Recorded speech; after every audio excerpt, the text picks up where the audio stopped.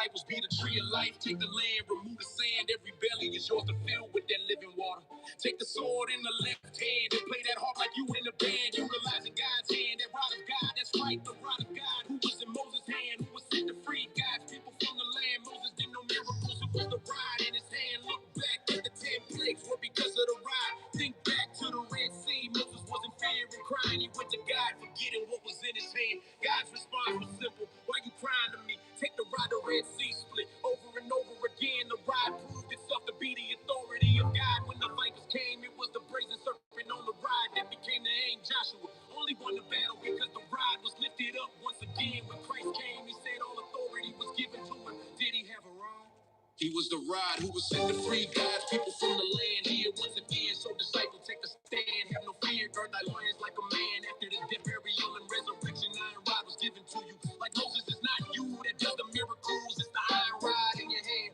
Now go, open the blind eyes, open the deaf ears, make the lame walk and the dumb to speak. Be bold, you are no longer weak. Now go, make disciples in all the nations. Don't waste time arguing about philosophy and titles. Use the iron rod to understand the Bible. Open the scriptures, allow God to show you the shadows.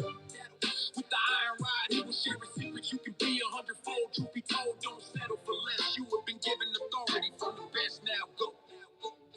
Now go.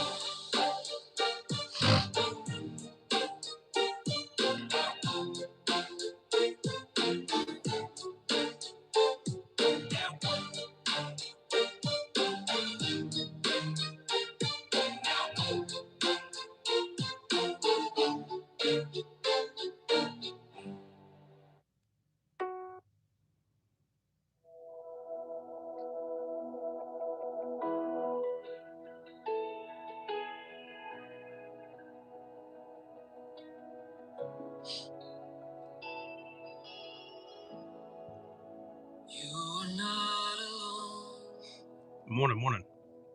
We were all at this point in our life. Don't be afraid, let go and just breathe. He will do the right. He will grab your hand. If you cannot walk, he will carry you. Just make the first move. The work has already been done. The war is over.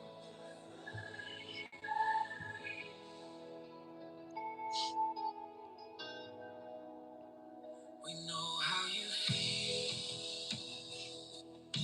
alone inside. Thoughts of many voices and direction. The confusion is overbearing. Why believe religion? They are all the same. Man, that gives that story a whole. Which one should it be, my friend? I'm giving you the answer, just read. He will do the rest. He will grab your hand. If you can, yeah, more. He will carry you. Just make the first move. The work has already been done. Hey, Bill, does the song sound distorted? Like it's too loud?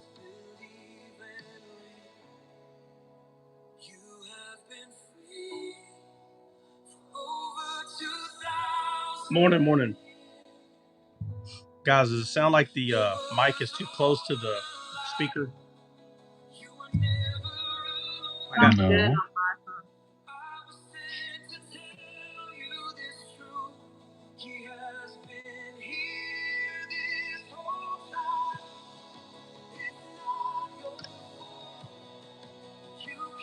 Morning.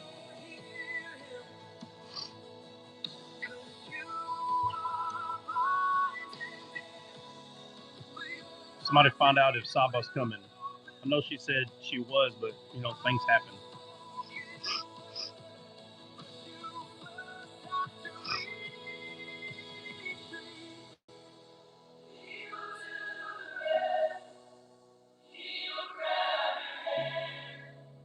If you cannot walk, he will carry you. Just make the first move. The work has already been done. The war is over. Just believe and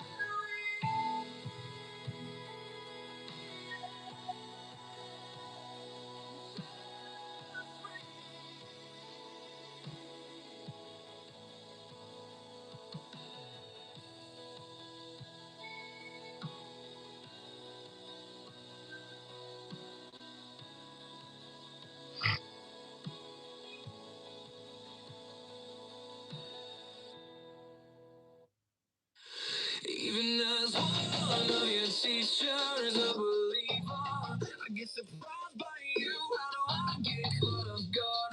I'm one of your saints. Can barely hear the song. Just so unpredictable.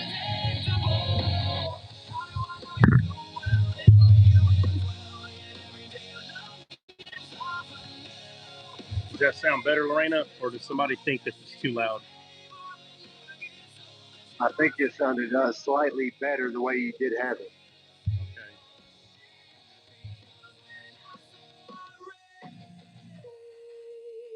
Sound better like that? Yeah, that brings a little more clarity to the voice. All right. Just the voices are a little muffled. Yeah, I need to figure out a better way to do it. Matter of fact, I think I have a way that I can do it. I need to do it after we're done. I think.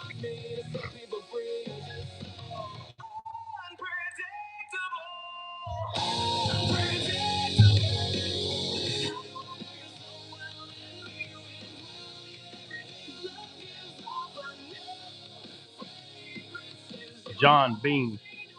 Is that John Bean? Is this the John Bean that I know? Or is this a different John Bean? I'll tell you what did they used to call your dad? If you get that right, I'll know it's you. What they used to call your pops?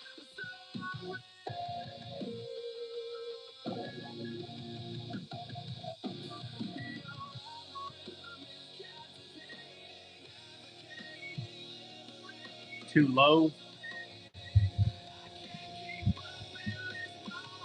I moved it a little bit closer, but sometimes it gets distorted. Oh, never mind.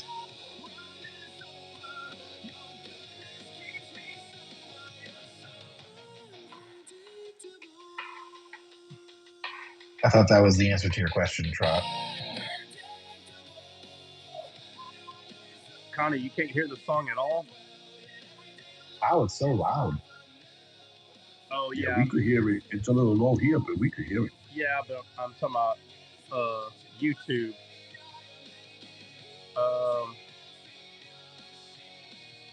Bible Girl, can you hear it? Does it sound distorted? I'm just going to have to run it straight into it or something.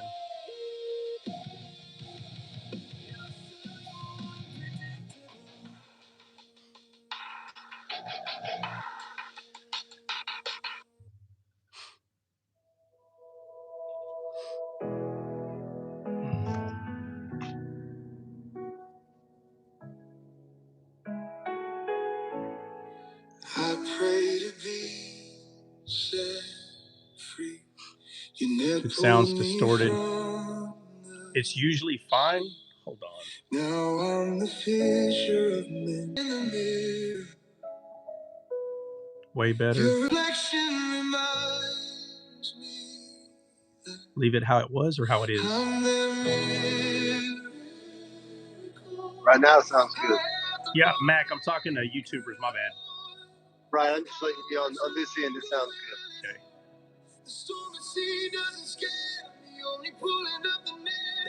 I think when the beats come in, I think that's what's doing it. Because right now there ain't no beats.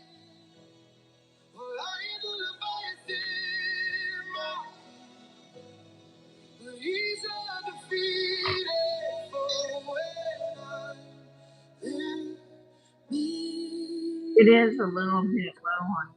It sounds different. Yeah. I was made of a spirit, a fear, but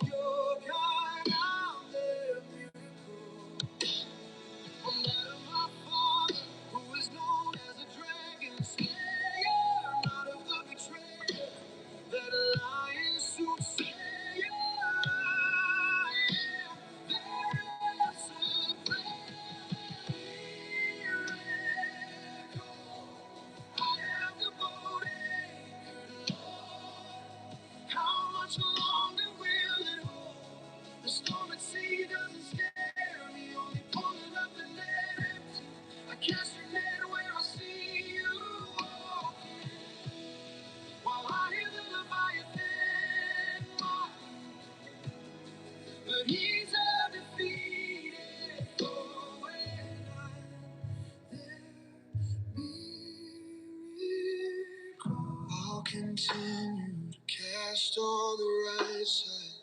That's where they cry. That's where they turn aside. That's where they ratify. That's where they become your bride. That's where they became a miracle. I am the boat anchored, Lord. How much longer will it hold? The storm at sea doesn't scare me, only pulling up the net empty. I cast your net where I see you fall. My lion's on the Leviathan walking, but he's undefeated. Oh, and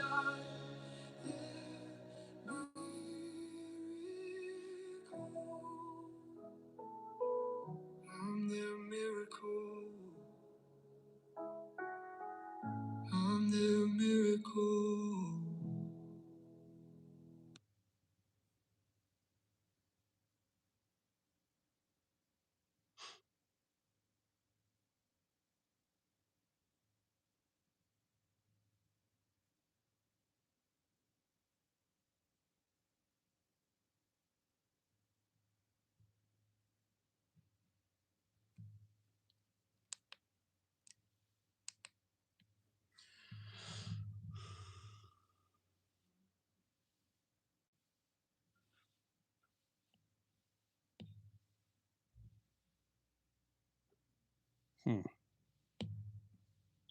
Super Bowl coming up. It is coming up. We got a rip. You got your special delivery message today already, early today. Do what? You got a special delivery message early today. A special delivery message? What's that? Look in the chat. Oh, God. Just tell me.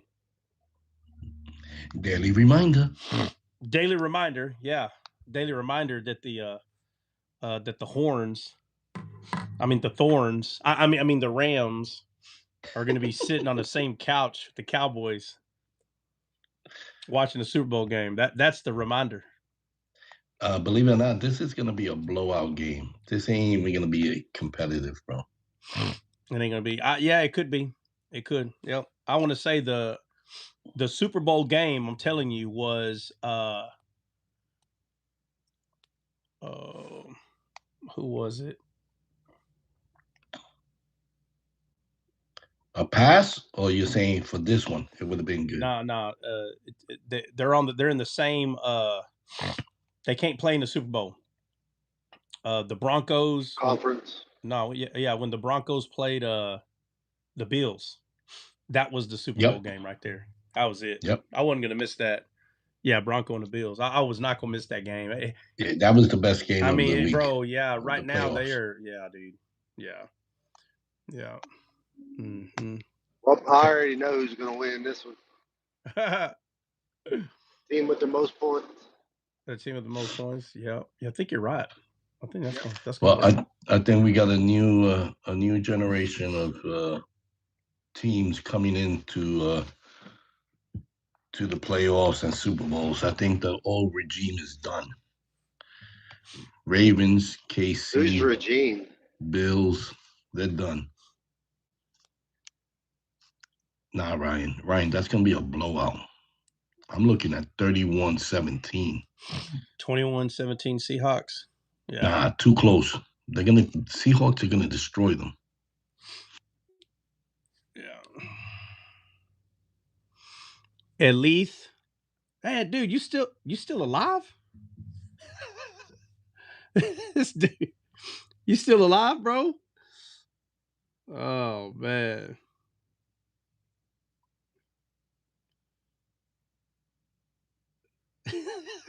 Hey, y'all know who this Joker is right here? Yo, I don't know. You want me to mute him? No. The Cube guy. Nobody knows who this is? No. Yeah, we know. Yeah, he was This is an running idiot. on. He's such an idiot. Wasn't he running on a hard true slide way back in the day? Oh, I don't remember. I know he's an idiot. That Cube was a different guy. I think you live in his head. He talks about you a lot, Trot. I think you live in his head rent free. Oh yeah. Yeah, it's one of those. Yeah, it's pretty bad. Yeah, he's like you got a stalker, an admirer. Yeah, he started off as an admirer, and then now he's a stalker. He comes in every. I want to say he comes in here every I don't know, probably month or something, and it's been for 5 years.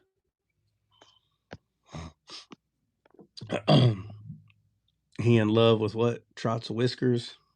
All of y'all in love with my whiskers, including you, Bait.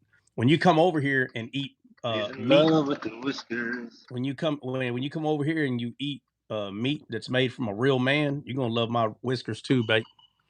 Just letting you know. Ooh, that was a little sus. I don't care how sus it was. It's the truth. I don't care how sus it was. I ain't lying. You'll find out, bro. You gonna come or not, bro? Bro, don't run. Listen, when a man invites you, bro, to hang out at his house, brisket. Yeah, brisket. What other kind of meat could I be talking about? That's the meat, bro, in Texas, bro. Yes, 100%. Yo, let me tell you. Once you have that, forget it. You're hooked. I'm telling you. I don't know. Are you gonna come or not, bro? Are you gonna come or not? Bro, Amazing's gonna be here. I don't know if Bill's coming or not this time, but he might. Yeah, I'm coming. Bill's gonna be here. I was ready to come in January. Yeah, there's gonna be anywhere between 5 to 10 people from out of state over here. That'd be a big brisket. Yo, we get the breakfast, those sausages again. Oh yeah, Vienna sausages. They're not Vienna sausages, bro. What are you talking about? What are they? Klobas. Vienna, would you? God, you treating them that bad, bro? Yeah, bro. Bro, give them some eggs. Hey, hold on. Let me show you how good. Hold on. Let me show you how good I am, bro. Everyone gets their own can. Their own can. Their own wow. can. I don't pass out. One sausage per. Right? They get their own can, bro. No plastic fork though. I know. The venison, bro. It's the venison. Babe, we say I need my wife to let me go. Man, you tell that heifer that you gonna do what you want to do. See, that's the problem. That's the problem with you guys, man. Y'all need to run y'all out. Chosen, if you should invite Chosen. That brother's throwing some lives. He's right up there. Hey, Chosen definitely needs to come, bro. I'm not married anymore.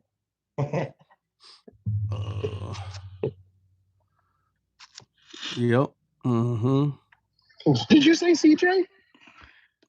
Lorena, what are you talking about? Sounds better. I said Trot's gonna have y'all showing up like, hey, I'm single now. I'm not married anymore. No, I'm gonna have y'all. No, they're not gonna show up here. Say Trot made me do it. No, they're not gonna show up here single. They're gonna show up here with their pants on, right, as the man of the house. All right. What's wrong with them? Yeah, you need to start talking to your wife right now, bro. And when I say ret, I'm talking about capital R-I-T. Ret. You hear me? Ret now. You need to start talking about her, about that to her ret to the now, and say, hey, if I go over here, he's going to make me a better man. You just need to tell her the truth, right? No. Tell him how he should tell her. Ret, R-I-T. Ret now. What do you say, Bill? Tell him how he should speak to her. Tell him with authority. I just did, bro. Look, you talk to her. That was too soft. No. What do you mean? That's exactly how I always do it, bro. You look at her and you say, in the name of Jesus, you are going to allow me to go to I ain't met a real man in my life, Bait. That's what you tell her. I ain't met a real man. I've met a lot of boys that know how to act tough, but I ain't never met a real man. And I'm going to a real man's house this time. There's a difference. There's a difference. All you got to do is you ask the person who's acting tough, say, hey, what have you ever done that was tough? That's all you got to do. And then the one that says he's a real man, say, hey, what have you done? And notice the comparison of resumes. One of them actually did something that was tough, and the other one, just a loudmouth boy. That's it. That's all you got to do, bro. That's all you got to do. Just look at resumes, bro, okay? One is a loudmouth, and one's actually telling the truth.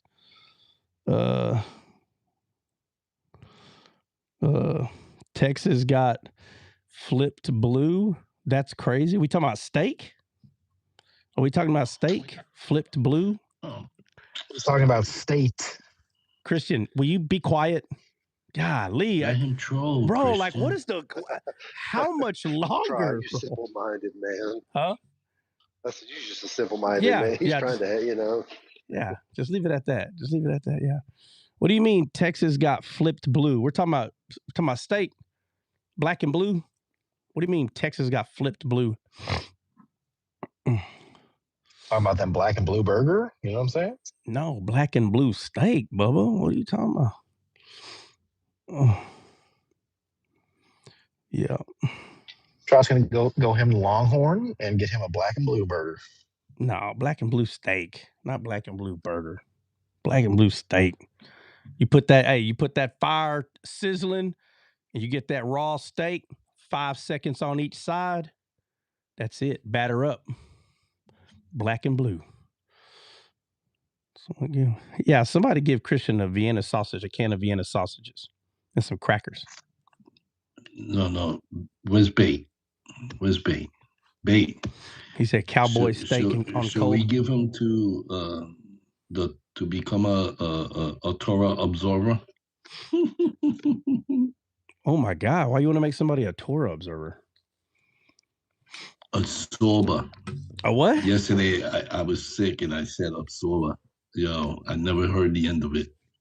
So that's the word now. Hey, somebody get a hold of Saba or what? Or are we just going to do something else? Because I don't want to hold her to it, but she said she might be able to. Torah observer? What is that? Observer. Absorb. Not observe, but absorb, I said. No, but he said observer. Oh, I see what you're saying. Okay. Bill, you're saying absorber. Yes. Yeah, it was a joke yesterday. Bill was trying to tell us something, and instead of saying observer, he said absorber. Yeah, y'all are absorbers. Y'all are, like Bates said, like a sponge. Didn't complete something. I don't know. Yeah. Hold on, guys. I'll be right back. Thanks for the warning. Hey Bill, we don't talk about that venison as much. Well, that was good. Bro, I want that sausage, bro. That venison sausage. That's what I'm talking about. I'm telling you.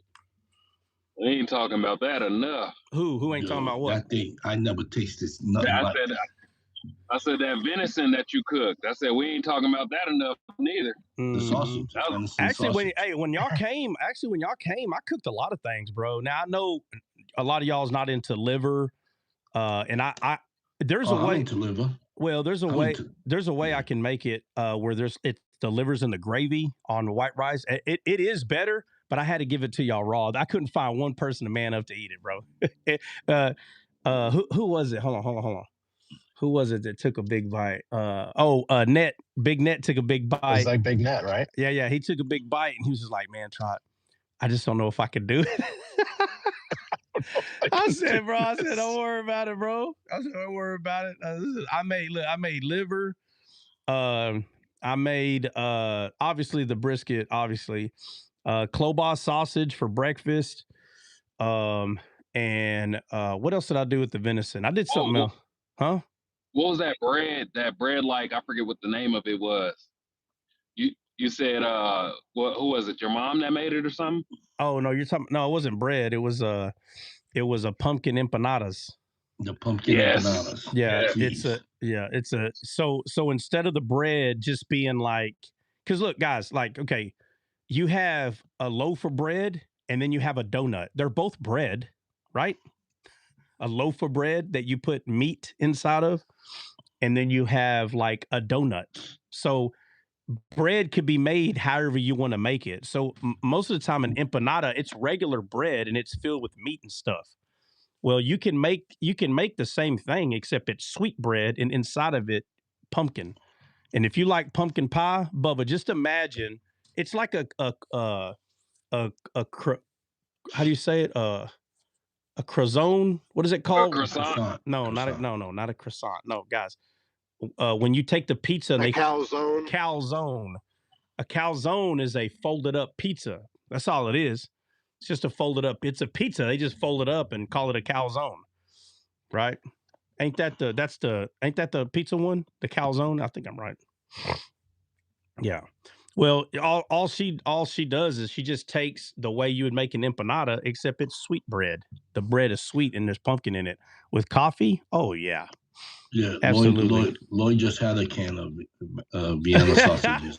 Did he really? Yeah, a can of. He had it on the screen. Yeah, he's fine. In the garbage. Yeah, Lloyd, is it regular or? I think it's funny. I found it in the parking lot. Oh, did you? It was just. It was open and in my parking lot when you guys were talking about it. Oh, that's funny. Yeah. Oh, and I made oxtail too when y'all were here. No, we didn't. Yes, I did. Did we have oxtail? I made it. No, what do you? Yeah, I did. Mm-hmm. The last one that was there? No. No. It was the other one. Breezy, trust me and Breezy would have known if you had oxtail. Hold on, Breezy, you didn't eat my oxtail, bro?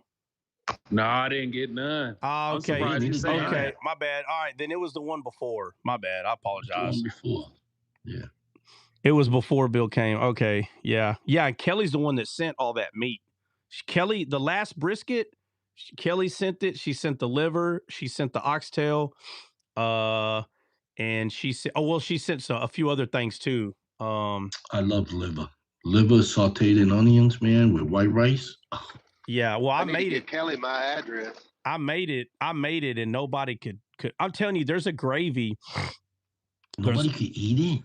Yeah, I done tore it up by now, but oh man, yeah, but you take it, you chop it up in little bitty pieces. When I say little bitty pieces, I mean little bitty pieces, like almost like rice. And there's a gravy I make with it, and inside that gravy is Bubba. It's like a chunk of onion for like a little piece of liver. There's more onions in there than anything. And right over the white rice? Yeah, well, I don't use white rice anymore. I use jalapeno rice, bro. It's fire. What? Yeah, bro, it's so good. Yeah, I mean, hey, it's great. It's great on white rice, but there's a rice at the store. They're like 50 cents a little box of them, and bro, it's jalapeno rice. It's freaking delicious. So I'll put it on that. Speaking of those jalapenos, the only one who really can't stop talking about all the food that happened on that trip is Little Trot and that jerky boy. He's like, when do I get some more of that spicy jerky? Yeah, next time Breezy comes, I'm gonna have to buy him a pound. How much was it? How many was it? A pound or 2 pounds, Breezy? It was a pound. I gotta. Next time you come, I'm gonna have to a pound and a half. Well, about 2 pounds. Yeah. Next time he comes, I'm gonna have to buy him some jerky. I can't. Who found out that happened? Who? I think it was Ryan. Yeah. Ryan, when he went to get his, he said, "Hey, where's my jerky?" I'm just glad Trot was okay. Little Trot looked at him and said, "I don't know." Yeah, that stuff was hot. I'm just glad Trot was okay. Yeah, I'm telling you, that boy, man, he stomached that. Nothing happened.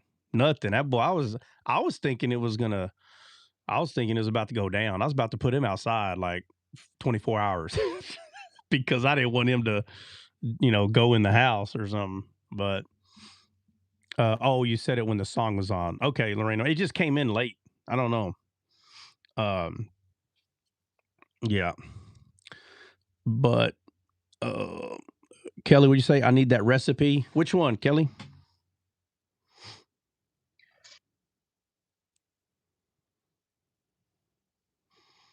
Yeah, I think Troy. Yeah, that's right. Troy did eat the liver. I think Troy said he's walking now. Is that what Troy, are you here? Yeah, he's walking. I think he's walking now. I think, matter of fact, I think like he slimmed down too. Yeah, but I think he said something to Big Net the other day. I think he said, I don't have to worry about Big Net throwing me on the ground because I'll be walking.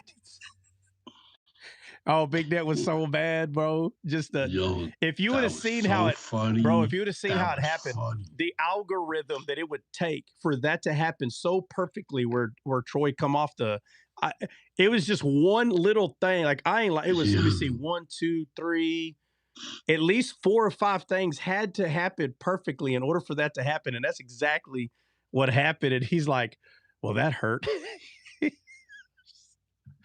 Oh. Like, man, he said for the cushion to fall to the side and not exactly right. Everything. It was so weird, bro. He's walking like 300 feet.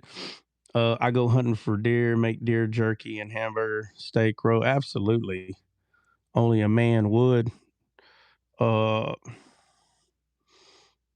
Eric Montoya, you in here? Hey, did y'all hear that song, Eric? Please tell me y'all did. You definitely didn't give me no feedback. You should have gave me some feedback. Eric, y'all hear that song? That song 100% is written for the fisher of men. Freddie, what's up, bro? How was the deer sausage? I don't remember. I swallowed it. I swallowed it when it was still cold. Just like I ate the heart, like my first one. Yeah. Chosen. What's the topic for today? He said, I have my notepad and pen. Chosen, how long you been coming to D-Scale? Chosen one. Chosen one. That's my boy right there, the Trot. chosen one. That's your boy or you're his boy? You're his both. Do we have Dre's here. Dre, when's everybody coming out, bro? Y'all need to blame Dre. Dre been slacking, bro. He been slacking. Oh man, y'all gonna have to go without me. I ain't gonna be there for a minute. Oh, so, this dude. Oh yeah, there's a possibility during spring break next month that I can get out there. I haven't confirmed that yet, but the minute I confirm it, I'm gonna try to come out there regardless whether they come or not, so we can do the podcast during spring break. So, that's my goal. Yeah. So, are we gonna use the same Airbnb, or are we gonna look for something else? No. Too many crybabies. I'm gonna go get my own hotel room, and you guys can figure out your own job. Nah, all right, I'm with you. I'll be in the. That means everybody likes something different. Benny says I'm coming next week, Bubba. Breezy better not bring 5 luggage. He said I'm coming next week. Whether he gonna just come to the house, knock on the door with the U-Haul truck. Eric said I'm going. Yeah, Eric's supposed to be coming too. Supposed to be coming too.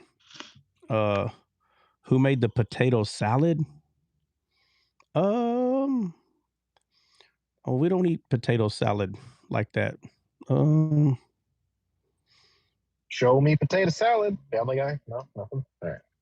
I've seen Family Guy, but I don't remember that. Better start pushing that with the.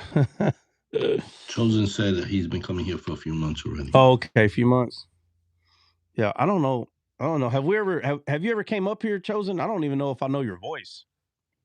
Yeah, that's Jamal. He does the lives in the evening. We be supporting him going over there. He does great studies too. Yeah, Chosen been probably about a year now. Yeah. I want to say. Yeah, definitely not a convert for sure. I got to drop because I got to go block all those Elise counts because he's sending me threats now. He's sending somebody's sending you threats. What are you talking about? Yeah. That Elise guy, the Emmanuel Elise. Oh, yeah. Brother, he has been after me since day one, and he doctors my name and everywhere I go. Yeah, everywhere I go. This isn't the first time, right? He's done this before, but now he's threatening like my wife, my business. He's sending all kinds of bad messages. So I'm gonna go block all those accounts. I'll be back. All right. Yeah. Every Christian that knows that account, there's no reason why every person on this TikTok shouldn't block that guy. Yeah, I don't know. Be blocked everywhere. Well, half of it is Rise Wolf's fault. That's so it kind of seems like that is Rise Wolf. I'll be honest with you. I'm gonna have to tell Rise Wolf. No. I'm just messing. I'm just messing. Dre always messes me up, bro. Dre, just let me say it, bro. Oh man, because you say stuff like that, it gets clipped, bro. Then next thing you know, people start running with that, regardless of whether you clear it up later. They will clip that and be like, "Yo, look, he said it." And he said. Look, nope, he said it. Nope, he said it. It's like context matters, man. Context. Rise Wolf needs to do better. So he needs to, if he knows that this guy is causing harm to his fellow brothers and sisters in Christ, there's no reason why he should ever allow him. Bro, listen. This dude goes on Rise Wolf's lives all the time, sits there for an hour or two. Let me just say this. I'm blocking. Let me say this. If I'm swiping and I see Rise's live, right, and I go in there and I see that dude in there, And I'm like, man, that's, maybe he was just there for a few minutes. But at the end of the day, like 4 hours went by and I'm swiping again and he's still in there. Dude's in there for hours. Happens a lot. Seen that nut job in there a lot. Just so y'all know, because I don't, you can't allow people a platform when you know for a fact that they're doing stuff that is just completely evil. It's just not right. Period. Yeah, it's not right. Yeah, no, Roz, if you're listening, you do need to do better, Bubba. Like, it's like we need to talk about, where they say, oh well, just love them anyway, and I feel like we got to talk about that again. Like loving them anyway that's. You need to clear that up, because love them anyways means allow them to do whatever they want, everywhere they want, and however they want. Yeah. It's cool because Rabbi Trot said love them anyways, the sage of TikTok. Yeah, that's not what that means. Love them anyway. That's not what that means. That means while people are hating on you, and there's people that they'll hate on you, but they'll make it look like that's not what they're doing, but they are. They'll make it look like, oh no, this is why I don't like him right here, because they have to justify the hate. And then because your dodo brain over here, you're not really paying attention. You're like, well, yeah, they just don't disagree. They disagree with some doctrine you have. Listen, there are some people that's going to disagree with some of that stuff, but a lot of the time they're just hating straight up, and then they have to find some. Hold on, let me danger, dog. Hold on, let me say this. Danger. Oh, okay, what? Stranger Danny P, bro. I didn't know Danny P was still around. Stranger danger. He won't come to Ennis anymore. I mean, to like anywhere in Texas anymore. Like, it's crazy. Like, this guy's stranger danger. Yeah, I don't know. I know he goes live because a few days ago I seen him, like at least a week. It's been not even a week. So today's Wednesday. He hasn't blessed us with his presence on Descaled or any of the other lives. What? Yeah, well, that's because I already figured out the reason he's been bewitched. Somebody's bewitched him, made him believe something, or I don't know exactly what that is, but it's coming down to a lie about something, or it's not a lie. It's just something bothers him, and I don't know what that is. You know what I mean? But either way, it's still gonna. He too busy over there doing his own thing, man. That's all. Well, Yeah, Danny's here in the comments, Trot. Yeah, he's right he's just busy doing his own. We know he's here. That's why I'm saying what I'm saying. He don't want to go hang out no more. He don't want to go eat. He don't want to go. I think the next time we were supposed to go eat, it was supposed to be on me. No, I know he's in the comments. I'm waiting for him to say something back. That's the whole reason we brought it up, y'all. Come on, man. I mean, what? Like, we just brought up Danny out of nowhere, bro. You can't see I'm sure Danny still loves you guys. Let's go in peace. Yeah. You know, he's a newlywed, so he ain't got time. Yeah, no, I'm gonna leave him alone right now, but I'm gonna give it about another couple of months. Danny, when we gonna eat, bro? Let's go. It's on me this time. Last time you paid. That dog don't hunt. Yep, that's right. Try. God bless you, Harmon. Did you change? I gotta watch out for Christian. What do I have to do to get an invite to where? Just say the word. Oh, that's it. You shouldn't have said that. Let's go. We going. Let me see. What's today? Today's Wednesday the 4th. Wednesday. Let's see. Wednesday. You're gonna take them for Valentine's, right? I can't go Thursday. I can go today. I can go today. What's up? Don't start talking smack, Danny. I can go today. What's up? Don't start doing that. We'll go today. I'll pick you up in the truck today. Next week, man, listen. Man. I'm going to hold you to it, man. Next week, where we going? We still ain't been to Rudy's. We still ain't been to Rudy's Chicken. That's where we need to go. We just can't go during lunch. My wife just had surgery. Oh, okay, my bad. Yeah. Just use your wife, bro. Yeah, you just use your wife I do the same thing. I use my wife. It's my wife's fault, Yeah, no, but if she really did have surgery, then yeah. Pushing that response, yeah. Oh, man. It's like I'm gonna hold your feet to the fire. Yeah, next week, that's it. That's it. Hey, there goes Saba. So whenever she come up, I can drop. I'm at work and listening. Oh, well, whatever y'all want to do. Oh, at the hospital right now? Oof. Yeah. Yep. Well, I think everybody knows that, if you need to holler at anybody, bro, hey, you can definitely call me. I ain't tripping. What platform is better? 100%. As long as your name is not Christian, you can call Trot. Yeah. Well, I mean, Christian will find like an ant he ain't never seen before. And he's like, hey, I was in my backyard and I was hunting. I had my magnifying glass.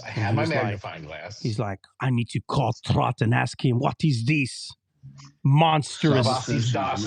Saba says she's listening if she needs to get coffee. Yeah. Oh, yeah. You definitely need. You're a woman. You live in the UK. It's early. It's a lot of things that add up right there. You definitely need some coffee. That is 100% sure. Yeah, Eric Montoya, hey, whenever y'all listen to that song, bro, I need some feedback immediately. I made that song specifically for Fishers of Men. That song specifically is for that. It's supposed to be, you can ask just about anybody now, but all the songs that I wrote years ago, you don't really know how long they're going to be, until you finally like complete the thing. And a lot of my songs that I wrote, they're long, bro. They're like 5 to 10 minutes. Like they're long. So it's hard to kind of cut that down to 3, 4, 5 minutes. It's just not, I'm not rewriting the whole thing, but it's a little bit of, it takes a little bit of time because you got to put it right. You got to put it together the right way. Danny, do you have any venison? Yeah. What? Yes. Do you need to come over here and eat? Is that what you're telling me? Do I need to make some klobas, bro? Some sausage? Man, you should have came that one time, Danny, when oh no, not when Breezy was here, but the one before that. Bubba, I made oxtail. What? I would ask you if you eat oxtail, but you're black, so I know you do. And plus, I said that to be offensive because you're my buddy. But if you don't, hey, well, because people think you have to be black. People think you have to be black to eat that. I'm like, it's stupid as that. The stuff's delicious. The heck you talking? No, I mean, it's definitely something that all through Latin America you eat this stuff, so it's not a black thing per se. Yeah, bro, absolutely not. I'm just gonna say, Trot legit makes great oxtail, bro. man, y'all let us shine. Hold on. Let me just say this. Coming from somebody that was born in a third world country, and I ate a lot of oxtail in my life. Trust me, I eat oxtail on a regular basis. Trot put his foot in that oxtail. I don't know how, but he did it. It's fire. I ain't gonna lie. My oxtail is fire. Period. I'm eager to try it. The next time we do this, that gotta be on the list. I'll get some. And I'll matter of fact, the next time you were there when we had it. He keeps saying he wasn't here. I thought he was. He wasn't there. What? He was there, bro. That's the day. Weren't you there when Kelly sent all that meat and we had all that different types of meat? Weren't you there that day? I don't think so. Benny, you were here. I don't remember. Benny, you were here. We ate the oxtail. Yeah. Mm-hmm. Was Breezy? Oh, you know what? I don't think he was there. Now I think about it. That's the time we stayed in the hotel. We were all in hotels that time. No, I wouldn't. Okay, yeah. So it was the time before him and Bill came. Yeah, it was. Yeah, so it was pre-broken chess set. Yeah, so Dre, shut up. Dre, how do I, like, if you were to put the type of oxtail, like the way that I make it, how would you explain it? Because somebody's asking, is it like Jamaican oxtail? Is he making it like Spanish style? How can I say? It's not Jamaican and it's not Spanish. It's like a mixture of both, to be honest with you. That's what I did. It's like a mixture of both. That's what I did. Yeah.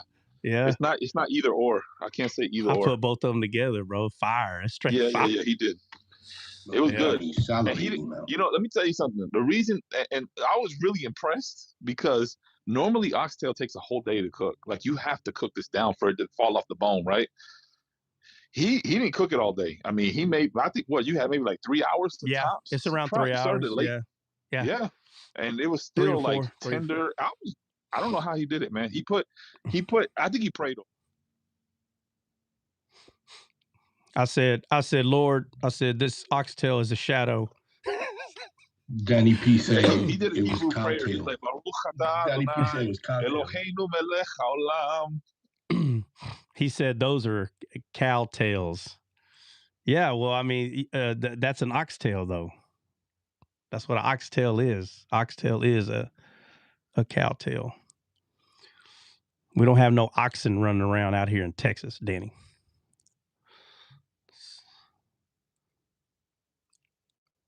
And them tails.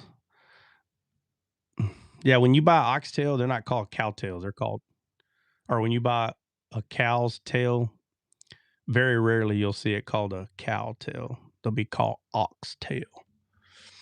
Yeah, you ever eat cow's tongue? Yeah, I've eaten it. It's actually pretty good.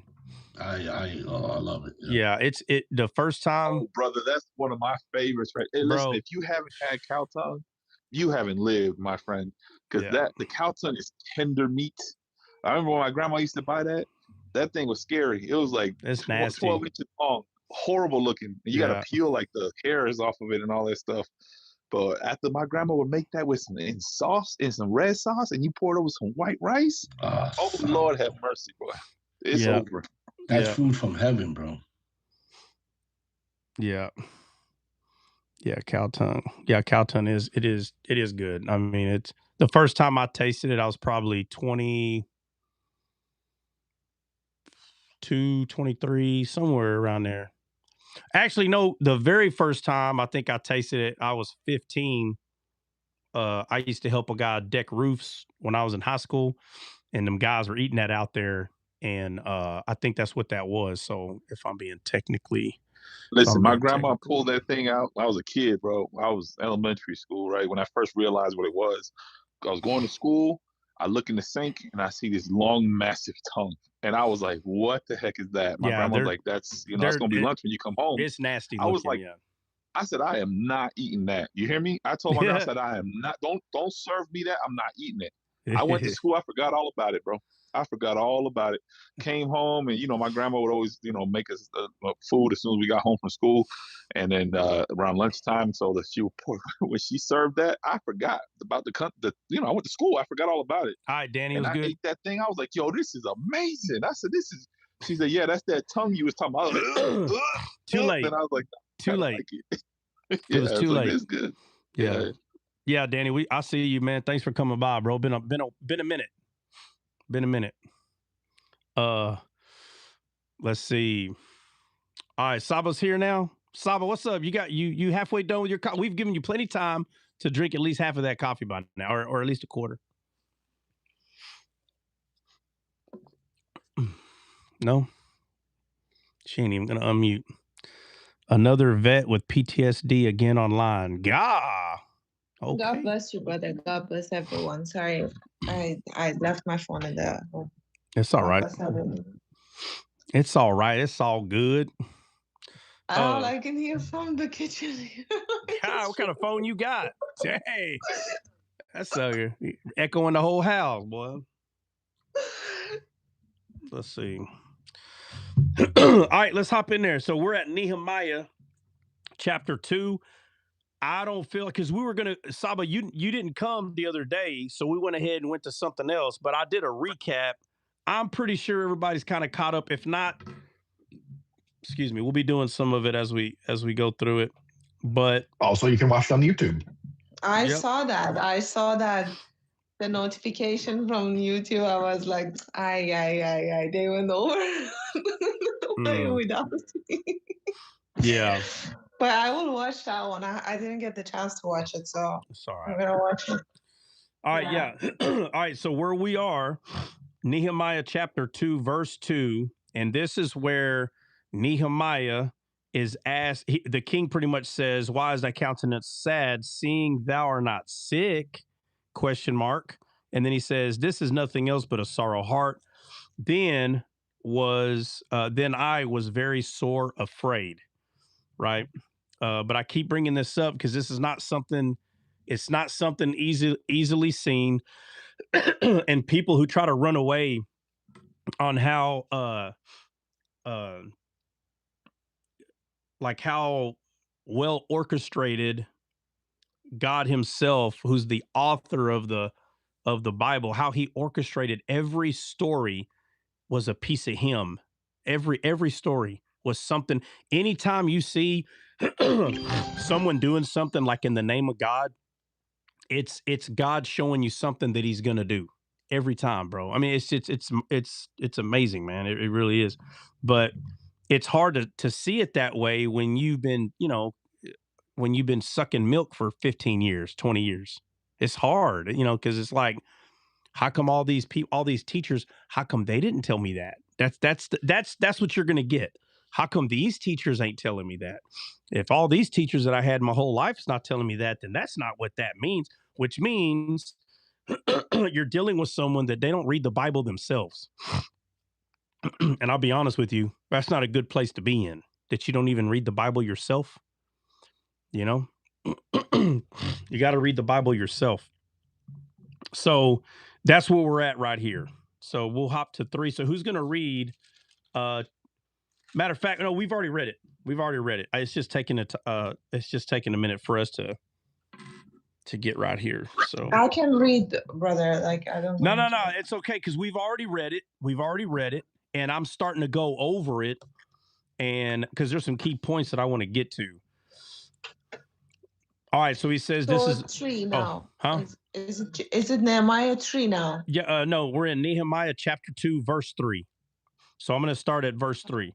So all right, you know what? It doesn't matter. I'm going to start going through it. And said unto the king, let the king live forever. This is Nehemiah saying this. Let the king live forever. Why should not my countenance be sad when the city, the place of my father's sepulchres, which is graves, lieth waste, and the gates thereof are consumed with fire?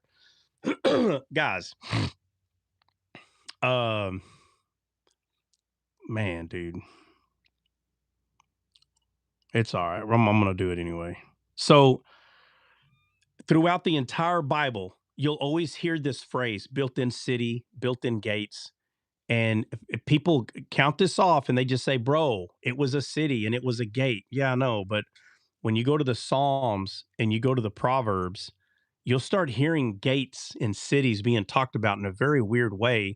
And it's because it's showing you something else that these things are representing in the Bible. Obviously, it is an actual city, okay? And the city has an actual gate. No duh, okay? But when, like, just one example, there's so many, but just one example is when you have in the story of Job, where you have this quote unquote battle, right, between Satan and God regarding Job. And God says, have you not seen him? This, and he's like kind of bragging about Job. And then Satan says, oh, well, you have a hedge of protection around him. So now what people say is, bro, it's just the way they spoke back then, a hedge of protection. No, it's really pointing to a fenced in city. It's kind of the same type of viewpoint, the fenced in city or a hedge of protection, but it's over a person, right?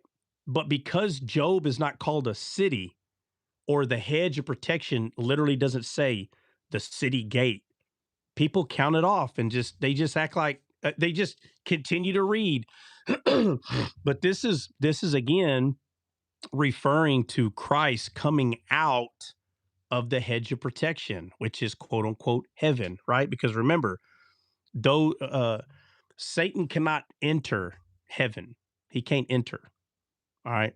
That's why you see Goliath, who is representing Satan, call for the champion to come out. Do you understand? To come out from the fenced in city, Tell your champion to come out, your captain. Tell him to come out and let's fight. If you know anything about war, why are they not just sieging them? Why are they not just getting a big battle ram and just knocking in the front gate? Why are they telling them to come out? And then, of course, people will say, well, back then, the two champions would meet and who are, yeah. I get all that. Okay. But in any kind of battle, you still will see people taking battle rams. If they really wanted to defeat Israel, that's what they would have done. But we see that Goliath is representing fear. That's all it is. He's a big guy, and you just pay attention to how they describe him. Everybody's scared of Goliath except for David. David's not afraid of this physical stature of a man. He's not scared of that. So if Satan cannot enter in heaven, we know that, right? We know Satan cannot enter. Oh my God. I'm sorry. Go ahead. Okay, so if Satan is a carnal mind, isn't it? Well, Isn't Satan okay. Well, yeah. Spiritual being. Yeah. So Satan's still a spiritual being, though, right? Right. Yeah. So he's not. So he's not omnipresent. Right. Right. So he's already taught your carnal mind how to think like him. So you're not wrong for saying Satan is our carnal mind, right? The flesh, the enmity, the thing that needs to be cut off, cut away. Yeah. Mm-hmm. Right. And still is a spiritual being. Okay. My bad. I just thought like it's the carnal mind. That's it. It's dead. It cannot enter. Yeah. So, I'm sorry. Go ahead. What? No, that's it. Like I thought it's the carnal, like it has the effect in this world in our carnal mind because it's been here and as you said, taught here. But then when we die, it cannot enter because it's already dead and doesn't have a source to feed on. Yeah, well, it doesn't have it's not the Son of God. Our flesh is not the Son of God. Our spirit is. Yes. Our soul has been reborn. So when the Bible says that flesh and blood cannot enter heaven, it's not saying a body cannot enter heaven. That's not what it's saying. It's talking about the inheritance because that's the word it uses, right? Flesh and blood cannot inherit. Inheritance is again throughout the Bible. Inheritance is based on sonship, right? The firstborn gets the inheritance of the father when the father passes or whenever the father deems worthy, to give inheritance to the kid. But it's because that is the kid of that person. So our flesh was born into this world under bondage of death. So because of that, we have to be born again. So the carnal mind was the way you think, and I'm talking about things that are against the word of God, the contrary way of thinking that was taught to us by our dead spirit. So now that we've been born again, that's why Paul says, be not conformed to this world, but be ye transformed by the renewing of your mind. Our mind has to be renewed. We have to change the way our mind thinks, basically. So in a sense, you have to, in a good way, you have to become brainwashed. Like you literally have to wash your brain from its stinking thinking. Right. So your carnal mind is not the physical, like the actual Satan, because if that was true, then that means Satan would be omnipresent, meaning that he literally is everywhere, and he's not. There's just one of him, Now, you can say he's omnipresent in the fallen world in the sense of people who are not born again. You can say it like that, but it's still not literally him, though. The difference between people who are born again, the spirit that resurrected Jesus from the dead literally is in everyone that's born again. That is true omnipresent because he's literally in every person. Satan is not literally in every person. It's more like a program, like you've been programmed to think like him, but he's not actually there. But God is actually there on the inside. So huge difference, right? So it says, let's see. Why should not my countenance be sad when the city, the place of my father's sepulchres, lieth waste, and the gates thereof are consumed with fire? So this place lies waste. The gates are consumed by fire.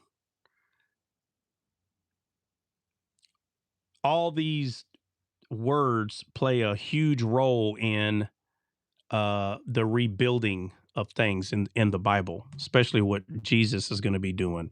Right? We had Ezekiel 36 and 37, where it talks about.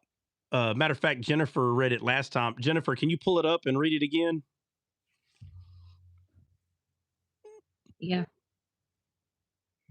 So that's going to be Ezekiel 36.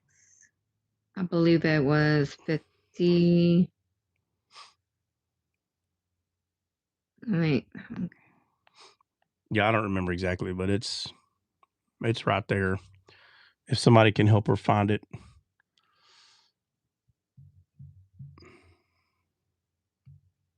Where it speaks of the new heart. Well, no, where it says this. Look at this place. It looks like the Garden of Eden. Trying to use specific words, so Yeah, Ezekiel 36, 35. 35. Yeah. It says, and they shall say, this land that was desolate is become like the Garden of Eden, and the waste and desolate and ruined cities are become fenced and are inhabited. Okay, are y'all listening to the verbiage? They become fenced and inhabited. Look, I know, listen, the baby step, the milk here is that it's a physical city, you understand, that was, became ruins because of war, and people came in and they burned everything down, and they have to be refenced. I get it. What I'm trying to tell you is in the story of Job, where Satan and God are having this conversation about Job, and Satan says, you have a hedge of protection around him. He's protected. You understand?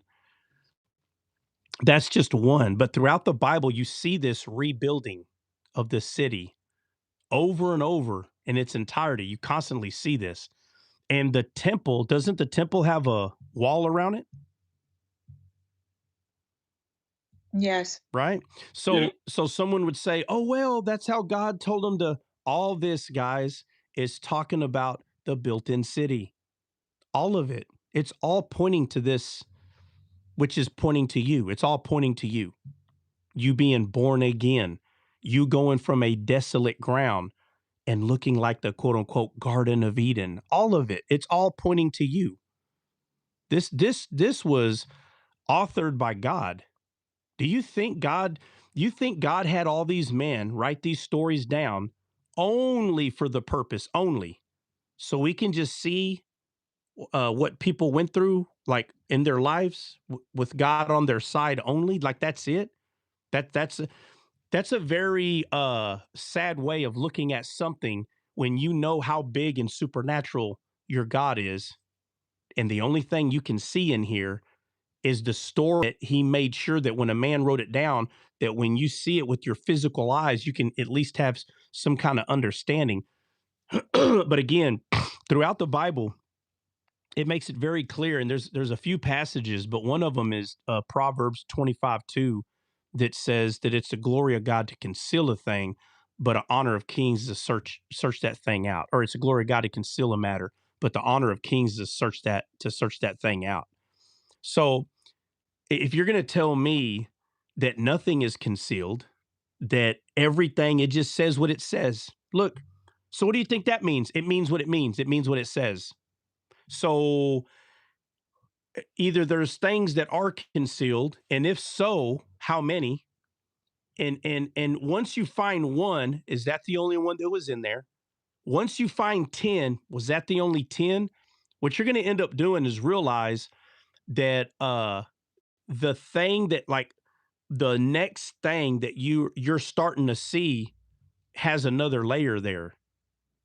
And so, yeah, you can say, oh, well, you're just kind of making it say stuff. Yeah. Okay. You can say that. Or what you can say is you're actually taken away from scripture because it does say this, just not in a way that's traditional to reading a regular book. The God's word is not just exegy in scripture. That's not God's word. Exegy in scripture is there for the first step of understanding how God speaks to us. So exegeting is something that you have to do. You need to learn how to do that. I mean, that's so elementary, but beyond that is when we start seeing other things that's there. And the funny thing about it is all those things line up. You understand? They all line up with themselves. They're not out of line with anything. And so when it says, why should not my countenance be sad? Again, this is Nehemiah 2, chapter 3. Why should my countenance not be sad when the city, the place of my fathers' sepulchres, the place of my father's sepulchres lieth waste? So where my ancestors, or I'm sorry, I'm going to use the word fathers because that could mess it up. But where my fathers sleep, it's in ruins. Somebody help me out. Where do we see this? It's all over the place. Where do we see where I need to go where my fathers sleep? I need to go where my fathers sleep. Where do we see this talk? Huh? When the kings would pass away, it says, and they were buried with their fathers. Yeah, and they were buried with their fathers, and they were buried with their fathers. It keeps pointing to this, and it's the same thing. Jacob and Joseph, yep, and it's the same thing with Moses. If you pay attention and you study it in Hebrew where it says, and God buried Moses, and you go read where he buried him, it literally, he is buried with his fathers. Do y'all remember when we went over that or no? I remember it, yeah. Yeah. So when people say, where was Moses buried? And it says, well, no man knows, because it says no man knows. Yep, that's what it says. It says no man knows. No man. When you start learning how to read the Bible, you'll understand that it's not saying, and I'll just say it, it's not saying that Moses was buried in a physical place in that way. Because what we do see is it says that no man knows where he's quote unquote buried. That's what it says. And then later on, we see Elijah and Moses showing up on the Mount of Transfiguration. So how is it that Moses is buried and it says that Satan was fighting for the body of Moses, but yet Moses is there with Elijah? Was Elijah buried?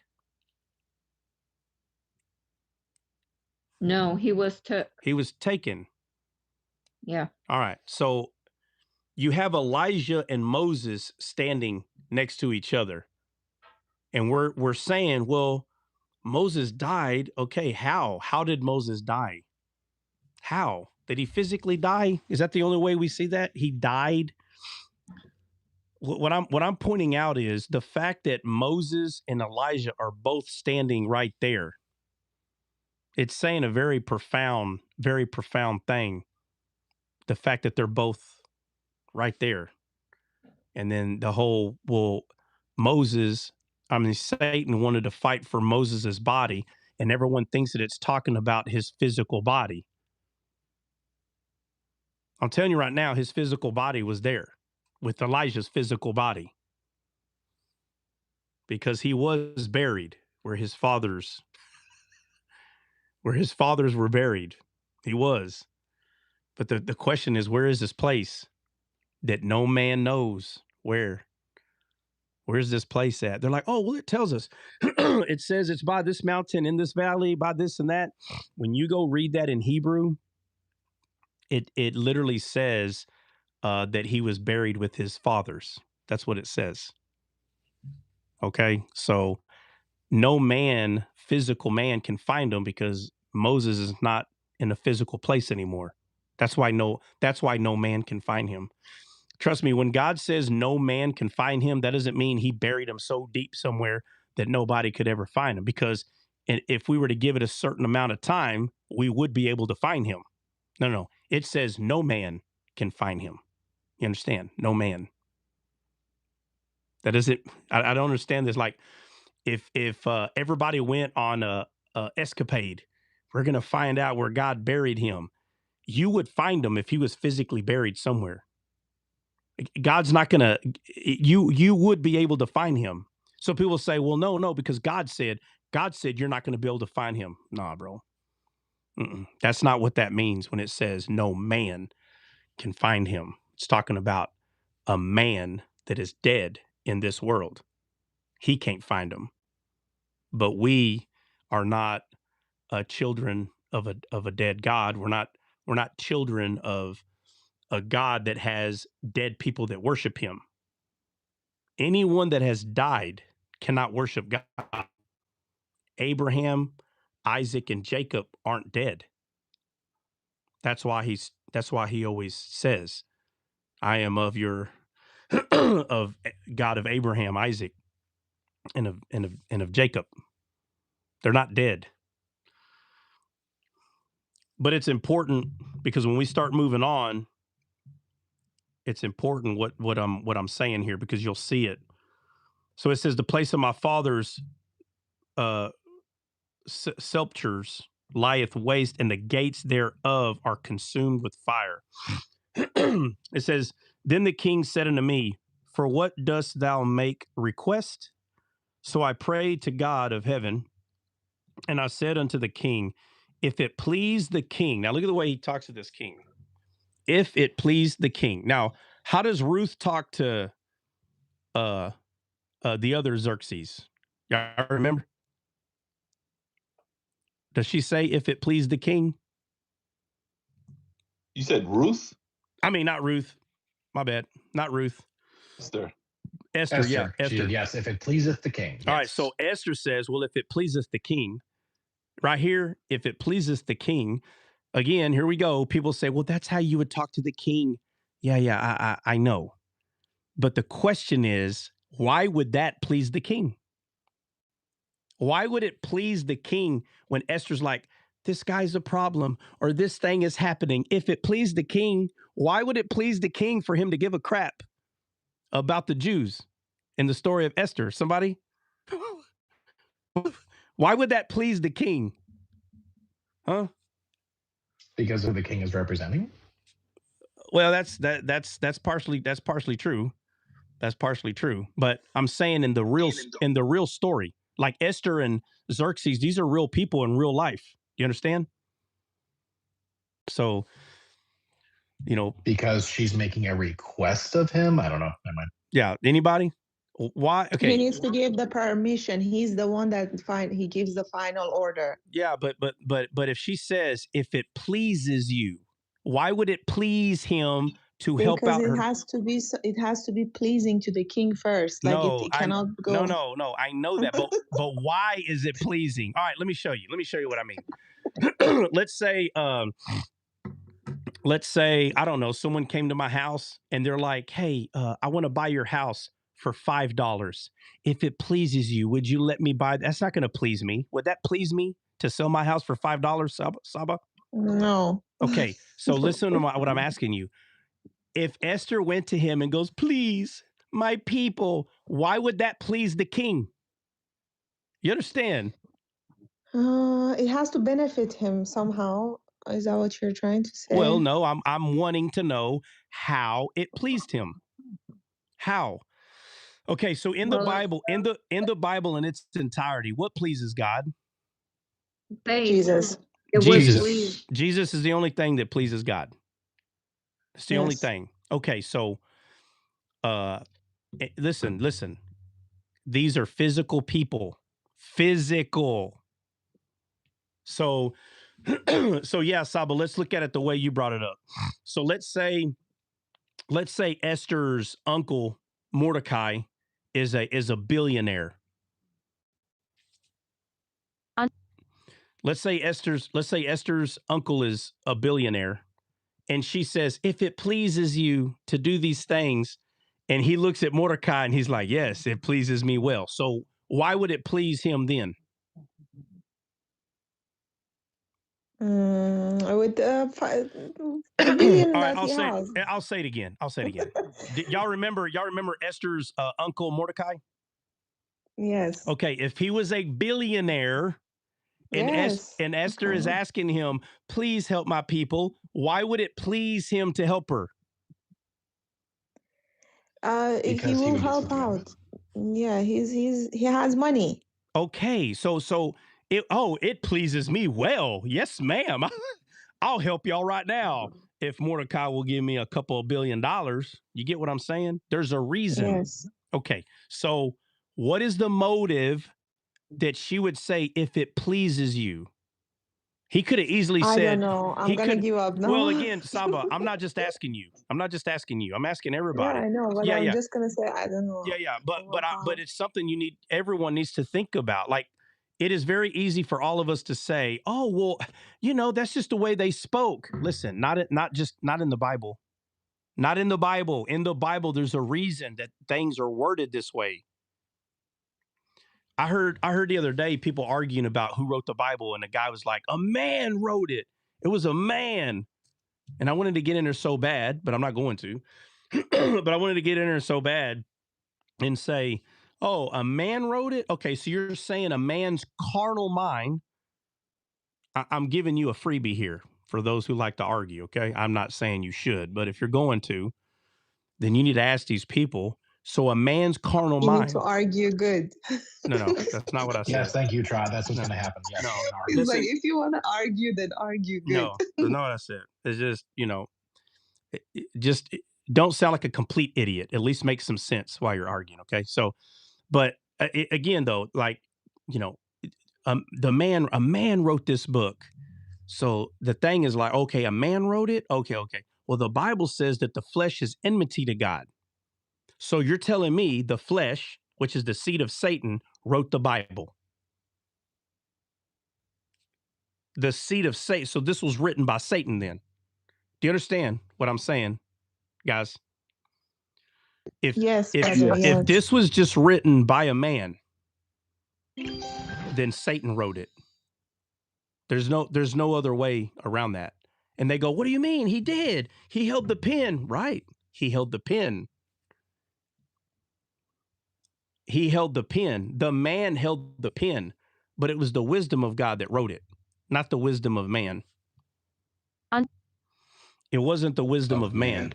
The wisdom of man the carnal mind did not write this down. So, once you can understand that, there won't be so much arguing. You won't argue with people as much when you really can get to the nucleus of what things are. They'll argue with you because they don't like that they're not seeing what you're saying, so they think you're lying. And so you could tell when someone thinks you're lying about what you're saying because they always want to argue about it. They're real simple.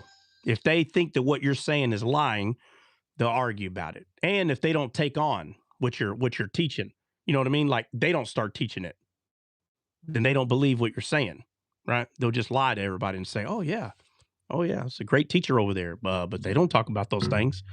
They don't try to learn those things. All right. So Esther says, if it pleases you, you have Nehemiah saying, if it pleases you. So why is it pleasing to these physical kings?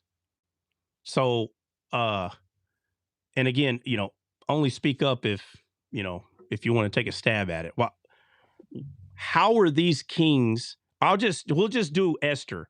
So remember, what does the Bible say? How did Xerxes look at Esther? With favor. With favor. Yeah, but what is it? What's the word? Somebody go to it. And let's look at the way it describes her to him. Somebody who's pulling it up. I'm working on it. Or if somebody else pulls it up faster.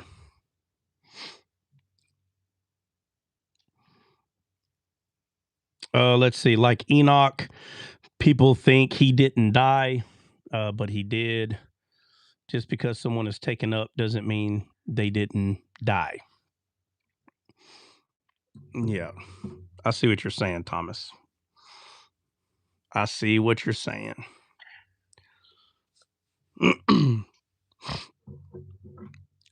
I see what you're saying. But they didn't die. Enoch didn't die, nor did Elijah. Man, what's taking so long? He did not. Esther 8:7. So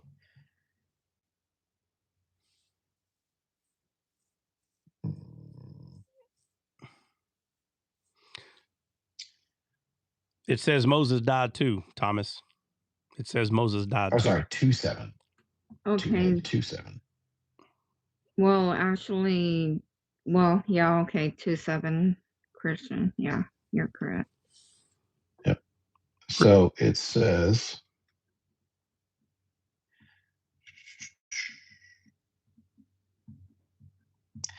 that, and he brought up Hadassah, that is Esther's uncle's daughter, for she had neither father nor mother. And he said, and the maid was fair and beautiful, who Mordecai, when her father and mother were dead, took of his own daughter. No, that's not it. Oh, my Lord. Oh, sorry, I'm getting a call. How did I not know that I was going to have to look this up? I got this, the whole panel's full, and not one person can find this. Why is it you need? Oh, man. Okay, so Bill, how come 9, you don't ever pay attention? You just up here, Bill. I pay attention, but I'm always trying to look it up, so I try to let everybody else get involved as well, because I don't want to be saying that. I'm always okay. Pushing. Well, then next time find it, and when nobody else knows where it's at, you can say I got it right here. How about that?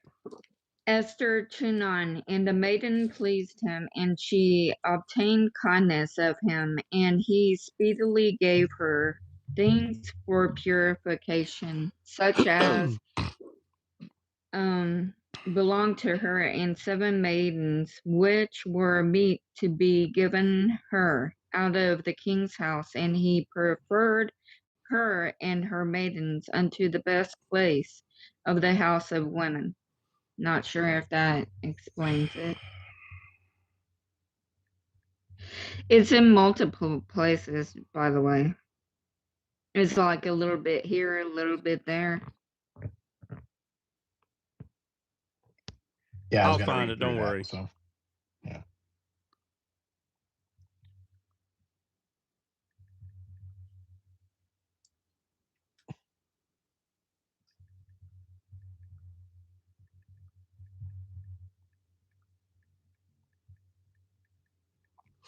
I mean, it says, Trot, was that, yeah, pretty much that. She had favor, approved more than any of the other virgins. He gave her a crown for her head and made her queen instead of Vashti. Yeah. Okay. So, yeah, well, clearly it's multiple places, but the one that stands out the most is where he asks her, what is it that you want? I'll give you half of the kingdom. Oh. Okay. That's how they gave all the kingdoms away. Because of this woman's coming and requesting, Yeah. Are you saying like that's normal? Well, that's 2:9, Trot. No, yeah. Saba, what are you saying? Are you saying that's normal or that's not normal? That's not normal, no, brother. It's not. That's like in history, history of Persia, they used to do that. That's how like it got small, like the empire, because they kept giving away because of these requests. Yeah. What are you looking for? Esther 5:3-3-6? Bill, we've been talking about for 5 minutes. Listen, are you still I'm asking? multitasking. How are Don't you give still me an attitude, all right? Poke the bear. Go ahead. Poke the bear today. It's I'm like every feeling 5 sick minutes. on Hey, the medication. guys, where are we at? Where are we at? Like, Yeah, we've been there for an hour. Where kidding, we at? Where are we, man? No kidding, because I had a customer. Oh, no, I'm going to drop both of y'all. You know what? Just forget it. I'm drop both of y'all right now. I'll do us like that. All right, hold up. We're looking for where King told Esther that he'll give her half the kingdom. Esther 5:3-6. Don't say it like don't say it like that, like you've been given the address for like 10 minutes. Right away, all right, let's go. You told me where it is, and I found it. Read. All right? Read it. Read it.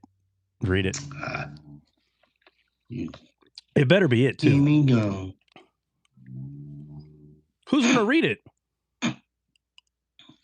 I'll read it. This said the king unto her, what wilt thou, Queen Esther? And what is the request? It shall be even given thee to the half of the kingdom. And Esther answered, if it seem good unto the king, let the king and Haman all right. Let's not read the whole thing, but you read enough. So, but he says, if it's good to you, but he tells her, I'll give you half the kingdom. So this is not a normal favor, bro. This is not a normal, she pleases me well. This is very like out of the ordinary. I'll give you half of my kingdom. Let me ask you this. How come she didn't take it? How come she didn't say, oh, yes, give me half? Does anybody know? Why didn't she take it? You got to use the Bible to get the answer. Why didn't she take half the kingdom? What reminds me is Abraham, when Abraham defeated the 5 kings of Sodom and Gomorrah, and the king offered something to him. He said, I'd rather not, because then you say that I got, in other words, I'm paraphrasing, that he got rich because of the king. Yeah, he said, I'll take nothing from you unless it is said that everything that I have is because of you. Correct. Okay, so that's exactly why she doesn't take half the kingdom. Because it was going to be by God only that this comes through. So if she would have took half the kingdom, don't you think that these things still would have happened?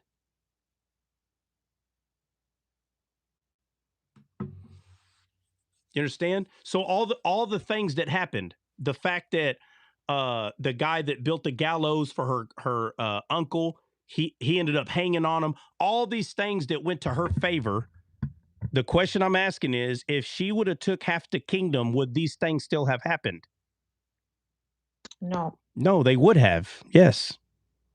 Maybe he was yapping. He was just saying this because like he knew that she's not gonna take it. Yeah, that's the Bible. We don't take the Bible serious. No, we don't take the Bible serious. He wasn't. No, we don't. But a king wouldn't say that.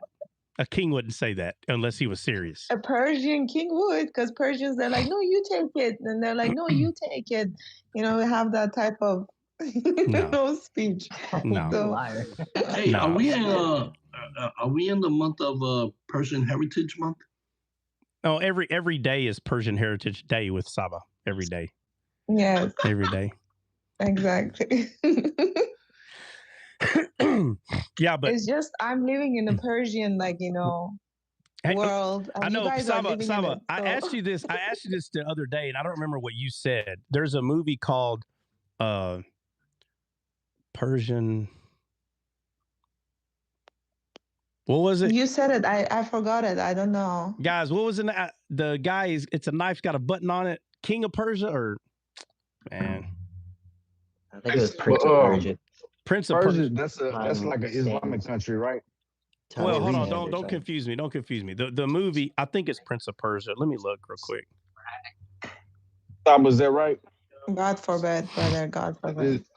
All right. I pretend I didn't hear what you said. God forbid. Let me say the movie. I gotta ask a question. Go ahead. Ask a question. Go ahead. What's the first month for them? What's the first month of the year for them? Us is March. Oh, for who is us? You mean Persians? Yeah. March is the month. Okay, where'd y'all get that from? We get it from Jesus. Actually, Jesus was born in March. She said Jesus is I said, was too. Yeah, on the 14th. That's Passover. She said that's what I'm asking, because the first day of the month for Israel, or the God of the Bible, is Abib or Nisan, which is like spring, the spring month. Okay, is that the same for the other God? I don't know. What do you mean the other God? The other God, the other major religion. No. Okay, what's the first month? No. It's only in Persian calendar. That's it. Okay, y'all got that right. But what about the other group of people? I don't know about the other group of people. The other group of people are going to be removed from the history soon. God. Yep, she's Persian. So what's the first one of the year for Islam? I don't know, brother. I'm not really well educated on that, and we don't need to be. Okay, I got you. Okay. No, but genuinely, I don't know, brother. Like, I think they still follow the New Year's with. I think they have. Meow, she told me once they have like another calendar, but it's not like Persians. So I think Meow, she would be the best to ask. My bad. No, I'm saying that movie Trout was looking for is Prince of Persia. All right, well, let me ask the question. So, Saba, have you ever seen the movie Prince of Persia? No. You need to go. You need to go see it. You need to see the movie. I will, brother. You can see how Hollywood shows how awesome the Persians are at battle. Oh my God. Yeah.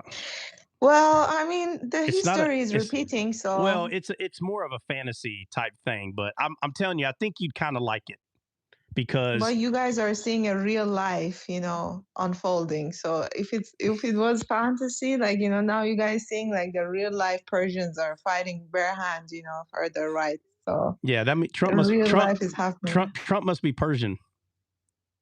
No, brother. Trump is backing down. Trump is like giving us a headache. I don't know what's going on with Trump. It's all this stuff is politics, and it's negotiating. Yeah, you got to understand that. Like he already knows the junk that y'all are claiming, right? He already knows all that stuff, but you have to understand if you're not strategic, you'll mess it up. You understand what I'm saying? So. You got to be strategic about what you're doing. He's got to be able to use things while he's willing and dealing. You got to be able to do that. Because remember, Trump is America first. You have to remember 100%. that. Yeah, you have to remember that. So whatever is going to benefit America, he's doing that first. And then whatever's, and then the next thing and the next thing. And then some people will say, what? You don't know how much resources they have. You don't understand. If he's playing chess, and the goal is, what you're talking about, Saba, then that's not the first move you make. You gotta, that's not how you do it. Honestly, like we Persians, sorry, go on, brother. No, real quick. You gotta be 3 steps ahead, and that's what he does. He's already calculated 100%. What they're gonna do. And he's running a whole country, like we understand that, but it's just, we as Persians, we're like, it's okay, come get what you want. We have a lot, for everyone to come and use, but yeah, it's really bad that the people are going through it and the people cannot even benefit anything. Yeah. At the same time, they're just giving it away to the wrong people, so if the right people come and take it, we want to give it. So that's not the case for us. So I think he understands that. Yeah. Well, no, he doesn't. But I do know that, there's certain like areas that hold American soldiers, and a few of them have been, a lot of people in that soldiers, military personnel have been evacuated.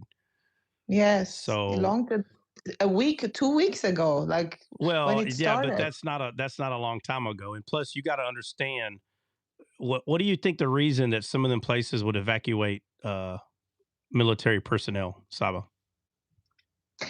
He wants to basically. So the reason for him doing that was that to have full-on control in case if they want to do anything, those places will be empty, so they will have full-on hand to their military, bases. Right. Okay. So a lot of that stuff takes time. You understand? Like, right. So again, it's one thing at a time. Playing chess. Yes, we understand. Yeah. Right. All right. Let's move on. Let's go to. Let's try Prince of Persia is a video game. That's where that movie came from. Oh well, what does that matter? Just giving you a little update. Trot. What? J-Spaz comes through again. Mark 6:23. We'll read it.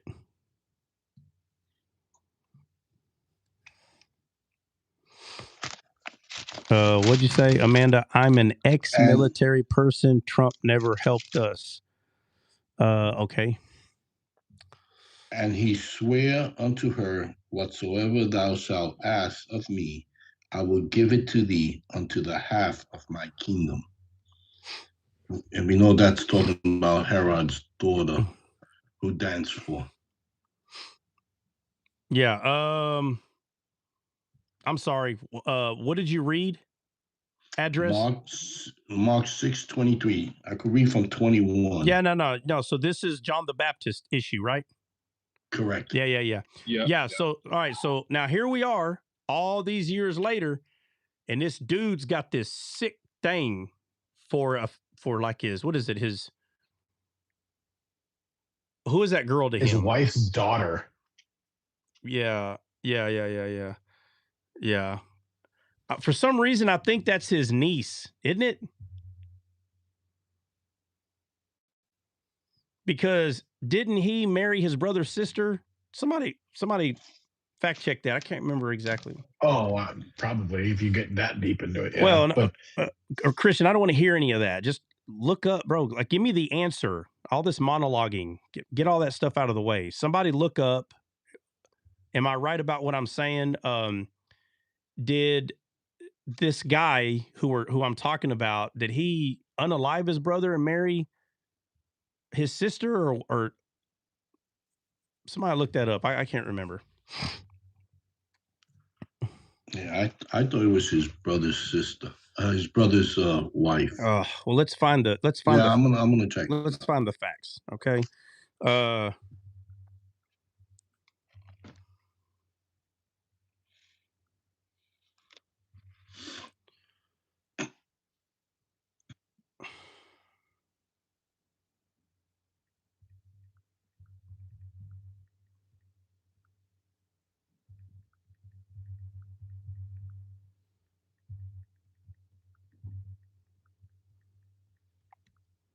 This is just a quick Google search, but it says the girl who danced for Herod in the Bible, commonly identified as Salome, was the daughter of Herodes and her first husband, Herod II, making her Herod's stepdaughter and also his niece. Okay, so it's his, his wife. Yeah, it's his niece. It's his brother's wife. It's his brother's wife. Half brother. Yeah. Yeah. So yeah. Okay. Yeah. It's his niece. So we can say it's his stepdaughter, of course, because he's with her. But the worst part of it, it's his niece, and he's got this like sick thing about her. So notice the difference here. He says, "I'll give you half of my kingdom. Like, tell me what you want."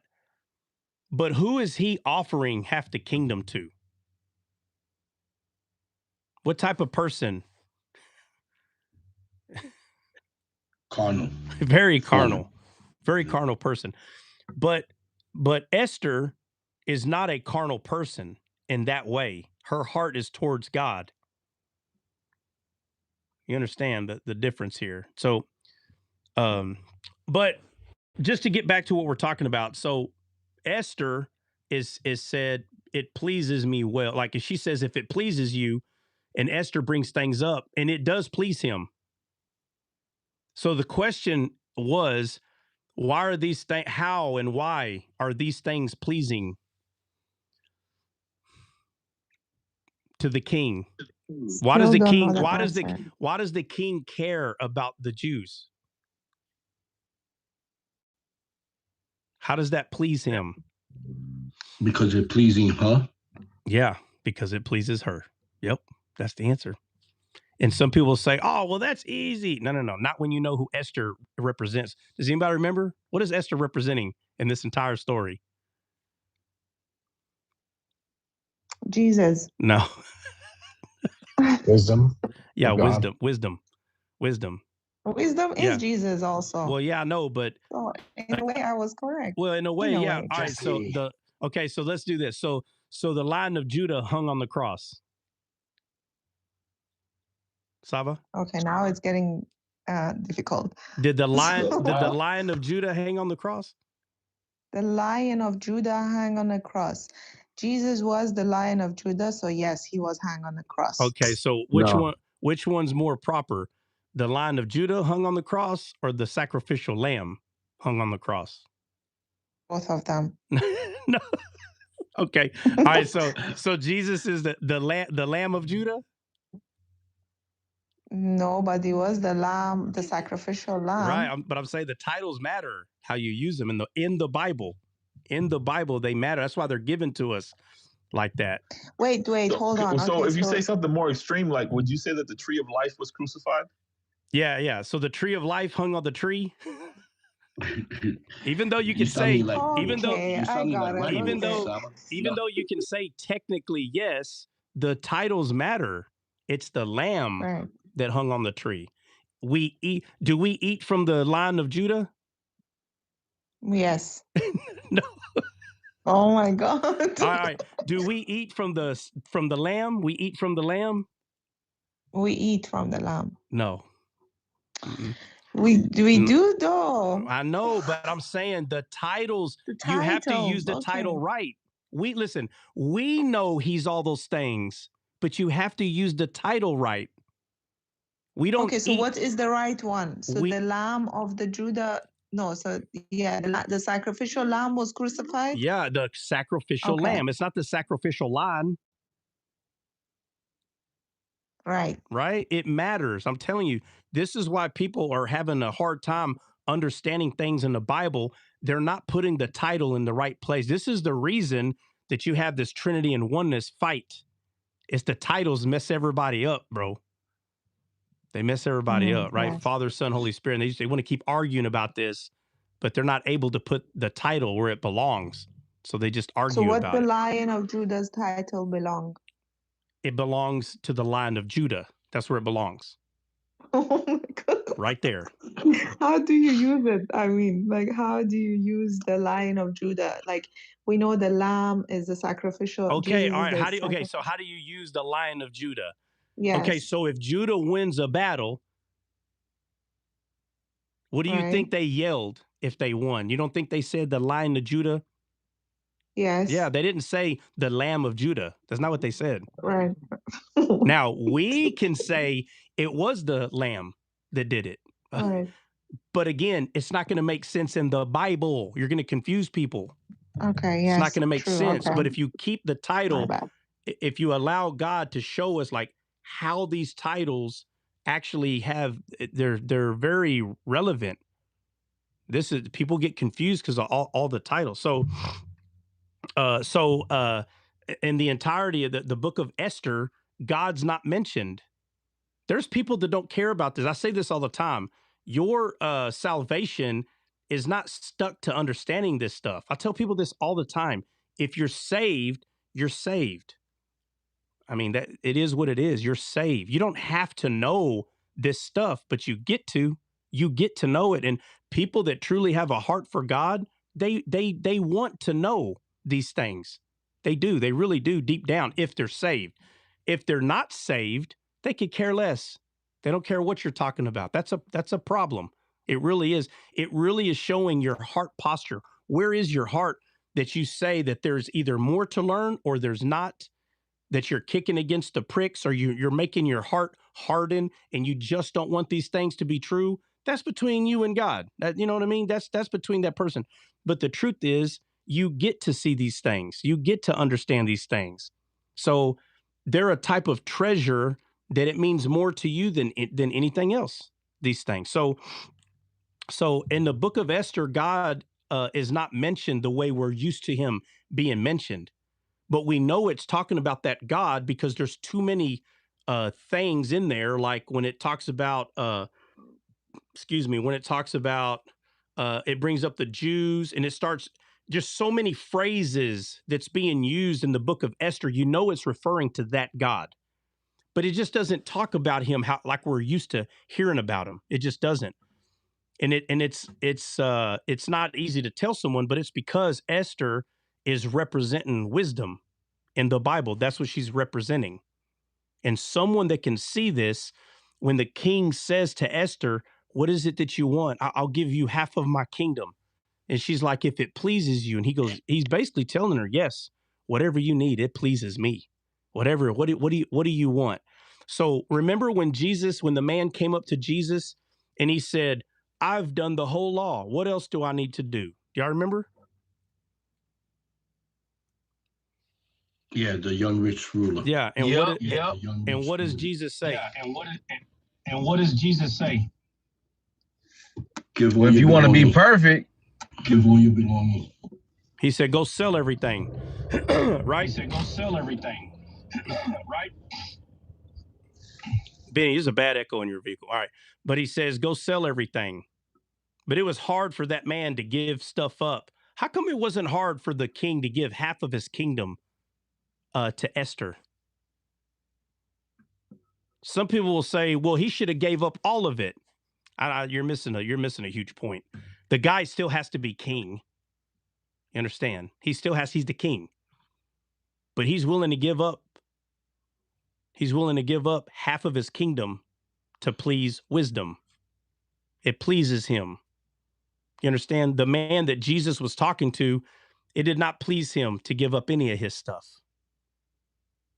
So he wasn't looking at it in the carnal, with the carnal eyes and the material stuff. Yeah, the one Jesus was talking to, he was more focused on the material stuff. But the king, Xerxes, talking to Esther, she pleased him. Her. Meaning over the carnal things.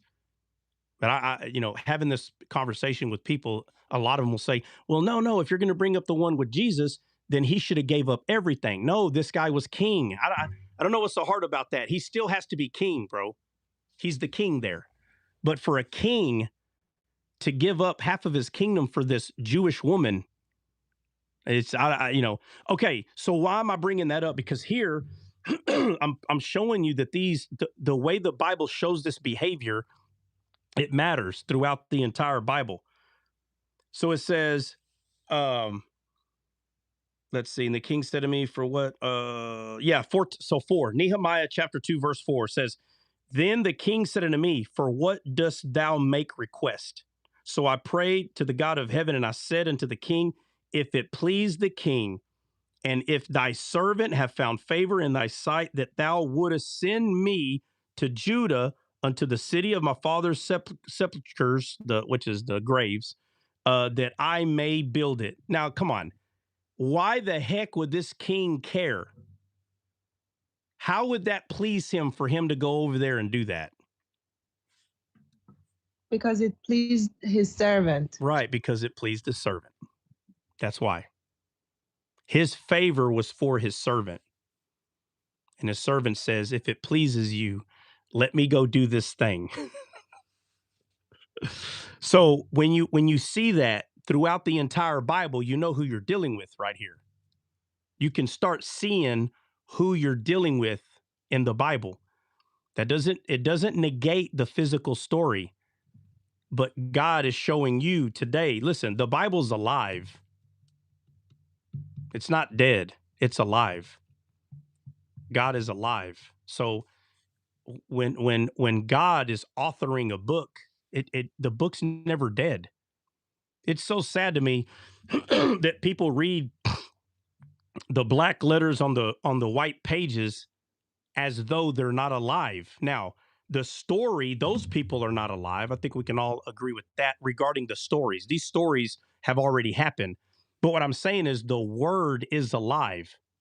It's alive. It doesn't stop talking. So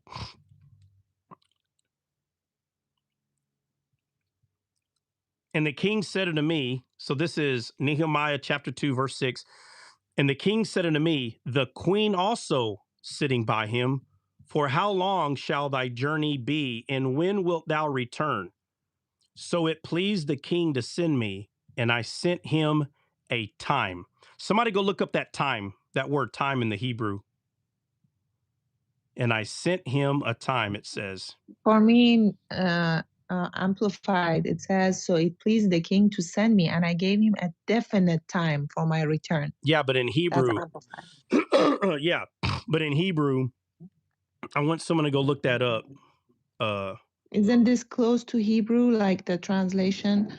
Would that be like the same pretty much? Yeah, like, so the goal of the Amplify is not to break down the Hebrew. The goal is to be close. Is to basically show a reader of today's language, you know, like how Hebrews they wrote it, like how well, Hebrew. no, it's trying to be more specific so you can understand it. Okay. So if it says definite, that means there is a definite time. That's what it means. But I need someone to go over it in a Hebrew, because the Amplified does not go over all the Hebrew. It doesn't do that. Brother Benny is saying 1 year. I know, but I need someone to look it up in the Hebrew. I don't know why I got to ask this 1,000 times. Y'all killing me. Somebody go look it up in the Hebrew. All right, what is it? It says, Zim on a set time, appointed time. Strong's definition says an appointed occasion, season. Okay, so so right here, where you see the Amplified put, let's see. Oh, I went too far. Yeah, it says I gave him a definite time. So you can see 100% that like the Hebrew, when the Amplified writers went to the Hebrew, the reason why they put definite is because that's exactly what it means after what we just went over. So if anybody wants to know why my Bible is King James parallel with the Amplified, that's why. Because it gets you as close to possible to you understand. But a lot of times, even the Amplified can do a injustice, because they'll have definitions and other things in there for that word that can help you put other parts of the Bible together. And the Amplified doesn't do that all the time. So, but here, definite 100% means definite. So he gave him a definite time. So moreover, I said unto the king, if it please the king, let letters be given me to the governors beyond the river, that they may convey me over till I come unto Judah. So this is when we were talking about the first time, because it matters, where everybody was busting me up over this. So did you guys go over this? This is the second time you're going over this? What do you mean the second time? On chapter 2. Yeah, I know, but what do you mean the second time we're going over it?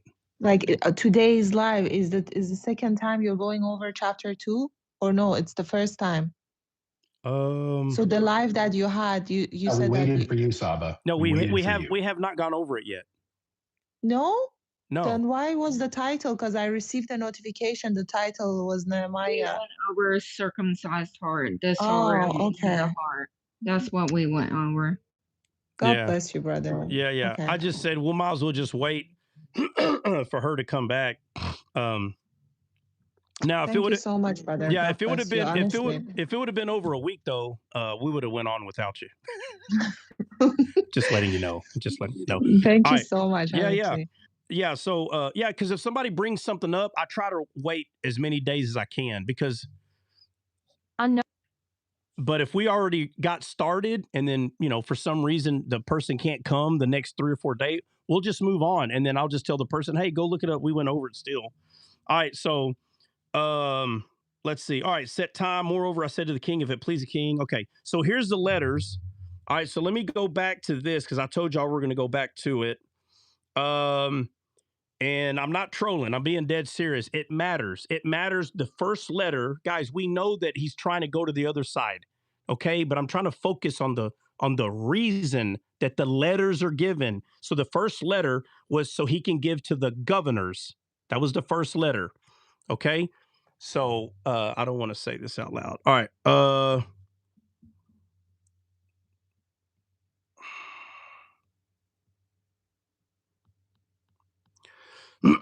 right. So the first letters was to give to the governor, and the second letter, which I'll read it real quick before I say this. And it says, give to the governors beyond the river, that they may convey me till I come to Judah. And it says, and a letter unto Asaph.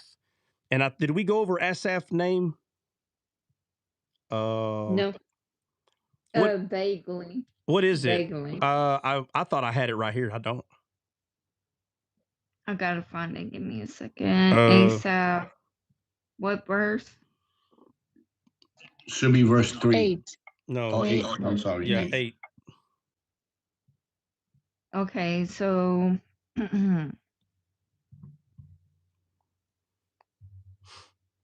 it's going to be H623, and it means gatherer. Is that all that's there? No, in the definitions it says collector. Asaph, the name of the 3 Israelites and of the family of the first Asaph. Yeah.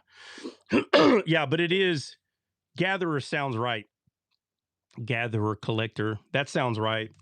Because remember, there's an Asaph that wrote Proverbs, Psalms, right? Somebody look that up. Or Psalm of Asaph. Yes, yeah. Psalm of Asaph. Yeah, it's the same. It's the name. I'm just talking about the name. All right. Let's see. All right, in a letter unto Asaph, and it says the keeper of the king's forest.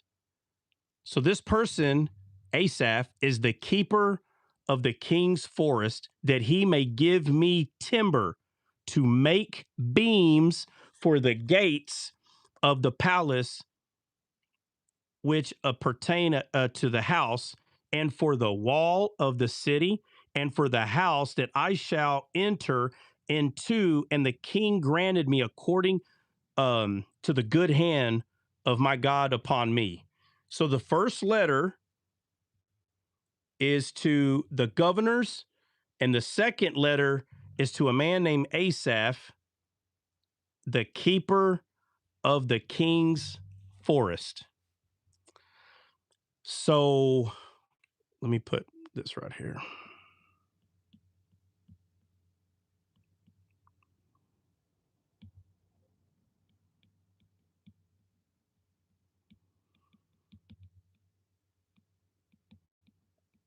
That's the guy that would do a little bit of everything when he was leader of them. Yeah, there should be. Yeah, Asaph. That name should be the one like in the band, like. I know. Yeah, he's like a writer, a worshiper. Matter of fact, we did a live over Asaph. I did like or I don't remember if the whole live was about him, but for sure 30 minutes, 20 minutes or 30 minutes was focused on how this man pretty much did a lot of things, right? Okay, so check it out. He's got 2 letters. And, okay, so what did he do with or what does it say he's going to do with the timber?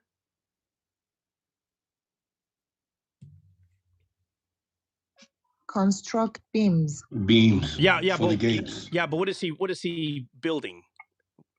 The gates of the palace. Well, he's building the whole thing, right? Look. Fortress, gates of the fortress. Yeah, look, it's not just gates. Look, it says to make beams for the gates, it says of the palace, which pertain to the house, it says, and for the wall of the city, and for the house that I shall enter into.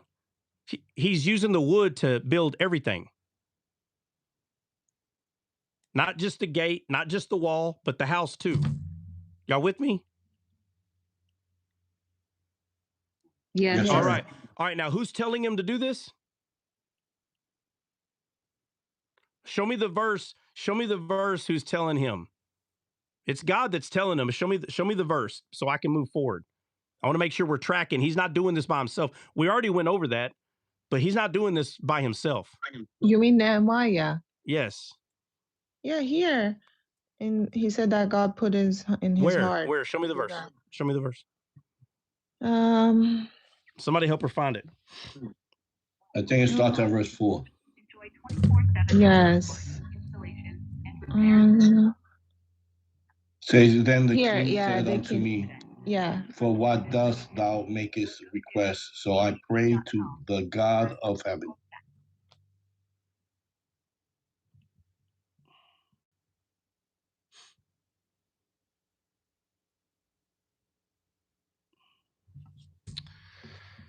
You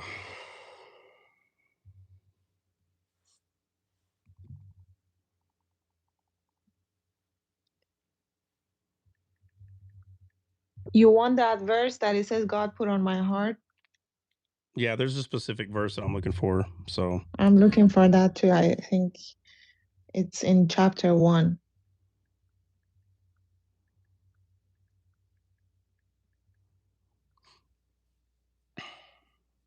Here, chapter 1, verse 4. Now it came about when I heard these words, I sat down and wept and mourning. For days I was fasting and praying constantly before God.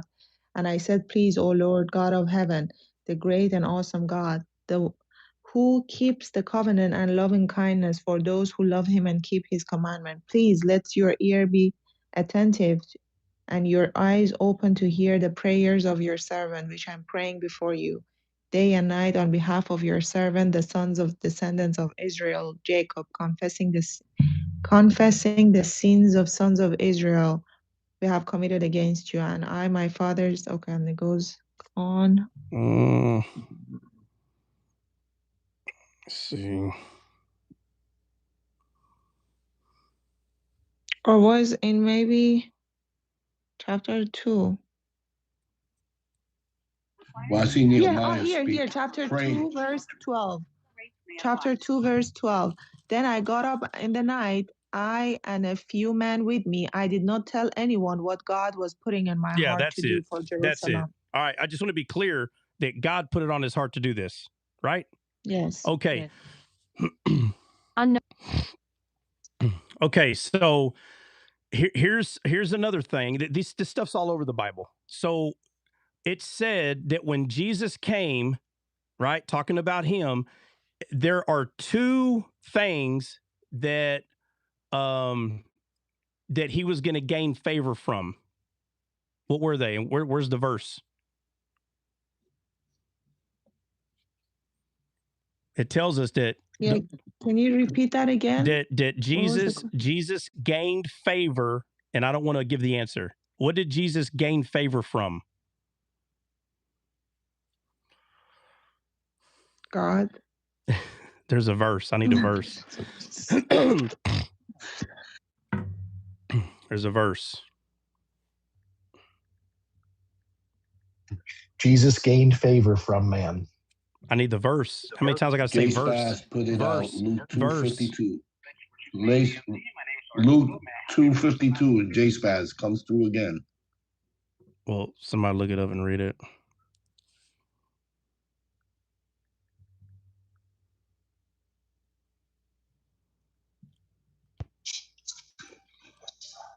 Okay, Luke 2:52.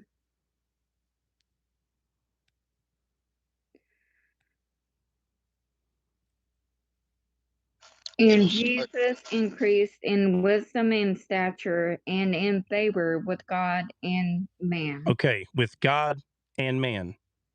Guys, that's what these two letters are right here. I was correct. What? What? You said correct. Huh? Because it's God and man. Saba, you're correct. Yeah, How?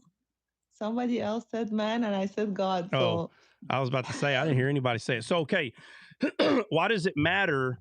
Why does it matter that the two letters, why was I being so specific about what are they for? Because one was to the governors, which is man, and one was to the king's keeper of the forest, because this wood was going to be used to rebuild. This is pointing to when Christ said that he was going to rebuild without hands. Without hands, that's favor of God. That's not favor of men. So these two letters was to gain favor, both God and men. So when someone says, well, God already told him to do it. Right, bro. Stick with me with what I'm saying. That's what the other letter is pointing to, though. It's the rebuilding of something regarding God, which means it's not a thing of man. It's a thing of God. But that's what the two letters are pointing to. Okay. And when Jesus came, he gained favor with God and men, both. To do what? What was Jesus doing here? What was the purpose of him coming?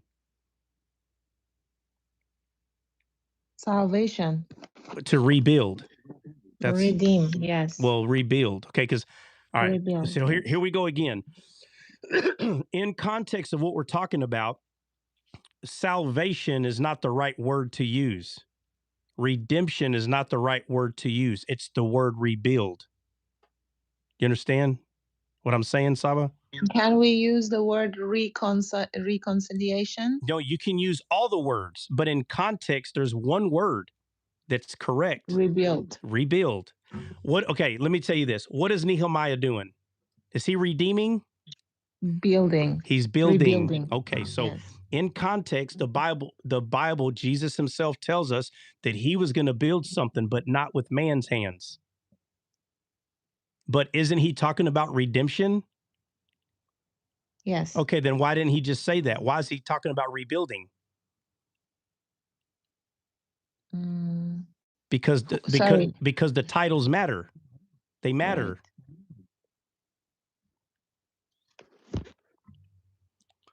Right.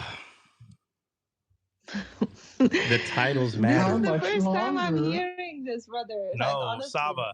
No, I say this stuff all the time. It is not the first time you're hearing it. I promise. Or maybe I'm receiving it for the first time. Probably, you know? yeah. Like, That you know could what be. I mean? So Oh, yeah. maybe it was just one of those things that you hear, but it doesn't sink in. Yeah, I know. And So, that's why Descaled is the most loved and hated show in the world right now.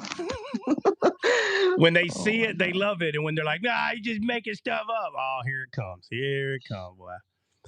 So are we building or rebuilding the kingdom? Well, what did Christ do? What did Christ do when he came? He established it? Well, no, he did more than that. Well, he said he was going to build it without hands. So he built it. Well, he tore down the temple and rebuilt it in 3 days. In 3 days, right. But he rebuilt it. He rebuilt it, right? Without hands. He rebuilt it. Okay. All right, let's see. But remember, we're the ones that are we're filling it. Right? He rebuilt it, but there's nobody in there. Yes. Right? So he says he says, I go to prepare a place for you. And then he says, there are many mansions. If there wasn't, I wouldn't say. People still don't understand. We're the mansions. We are. We're not going to get to heaven. There's going to be big old freaking houses. You walk in there to take a piss. Not a toilet in there. It's crazy. It's not wallpaper. It's not granite. He built it without man's hands. But because something is built, they hear the word built and they're like, oh, see, mansion, a big thing. No, bro. That word mansion is also used for temple. Are we not the temples that he built? Did he build us or not? Amen. Yes. You understand? So the titles matter. When you don't know how God is using the titles in the Old Testament, a lot of stuff Jesus saying, it doesn't make any sense.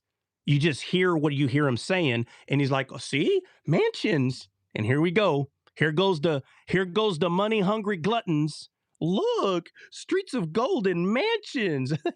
They can't stop thinking about this. They just can't stop. They just can't stop. They can't help themselves. Right? They just can't help themselves. All right. So let's go. If it please the king, 8. Okay, we get to the letters, the governors. I went too far. Sorry. 8. This is for the wood, to build the wall of the city, and for the house that I shall enter into. No, why is it worded that way? And for the house that it says, and for the house that I shall enter into. Why would he word it like that? Why does it have to be explained to us that he's building a house so he can enter it?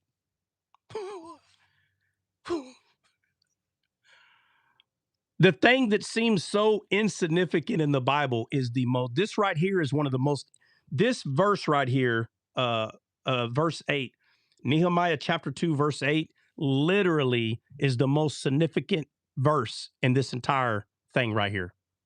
When you understand what's going on and what he says.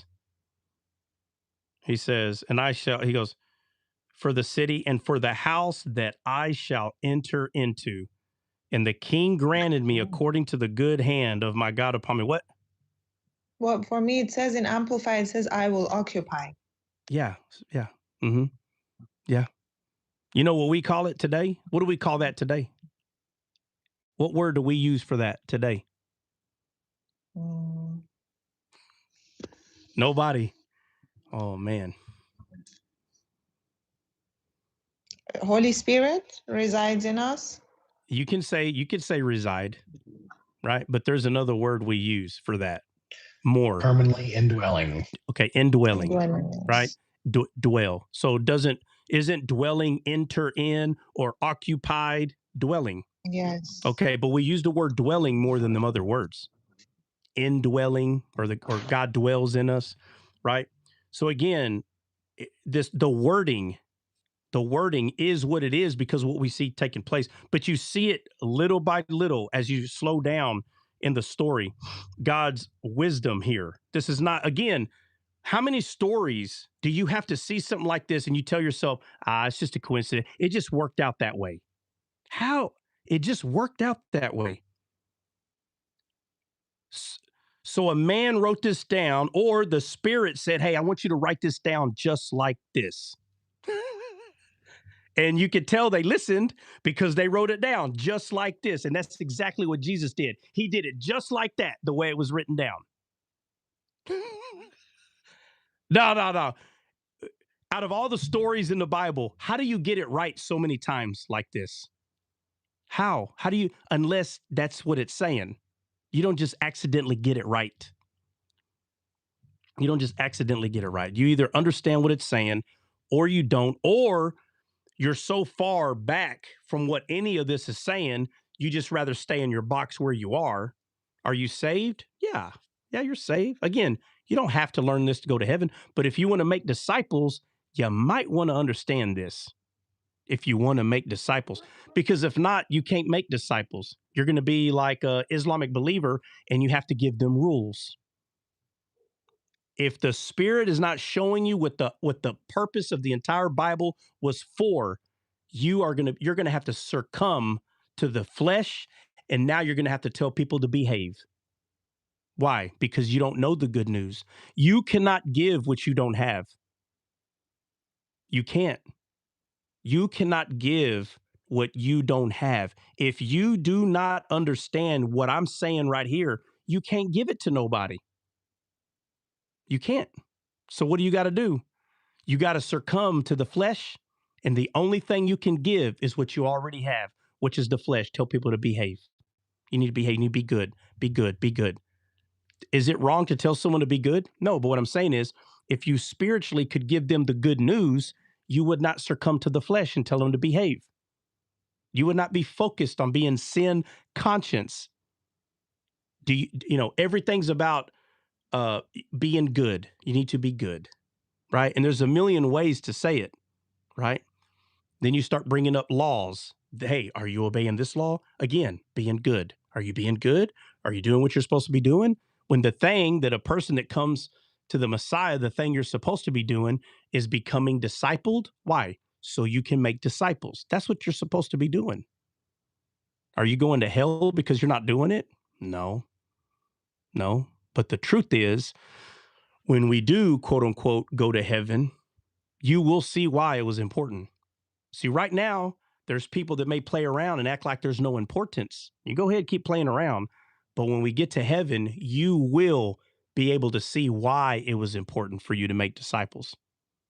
So you can go ahead and play the game right now. Well, I'm saved and I don't have to. And, whatever excuse you want to give.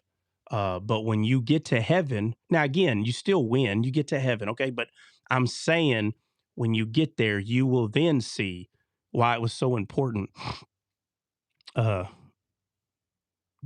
Joe Rogan, what? I think somebody put Joe Rogan Lopez. People are stupid, bro. Let's see. All right. All right, so let's move on. Came to the governors. let's see, granted according to the good. All right, so we're verse 9, Nehemiah chapter 2, verse 9. It says, then I came to the governors beyond the river and gave them the king's letters. Now the king had sent captains of the army and horsemen with me. Chapter 10, when Sanballat the Horonite and Tobiah the servant, the Ammonite, heard of it, it grieved them exceedingly that there was come a man to seek the welfare of the children of Israel. And of course, it grieved them because we read the story and they like Israel to stay in a waste. Now, did we look up the names? We should have. Okay, Sanballat laughed and mocked is the name we can't, like in English, right? Sanballat is laughed and mocked. Yeah. Let me get my notes correct. I think someone You said mean something in else. Hebrew? Because you said What'd I say? You said English, Well, but I think no. In Hebrew, we look at the Hebrew so we can get it translated into English, right? So Okay. I am saying in English what it is in Hebrew. Okay, so Sanballat name is laughed, and Tobiah, which is the servant, is mocked. How funny that the two people that what is Nehemiah going to do? What is his goal here? Rebuild the wall of Jerusalem. Right, to rebuild. And the Yes. one that's going to rebuild, because God put it in his heart to do, the two people that don't want it to be rebuilt, their names just happen to be laughed and mocked. That's a coincidence too.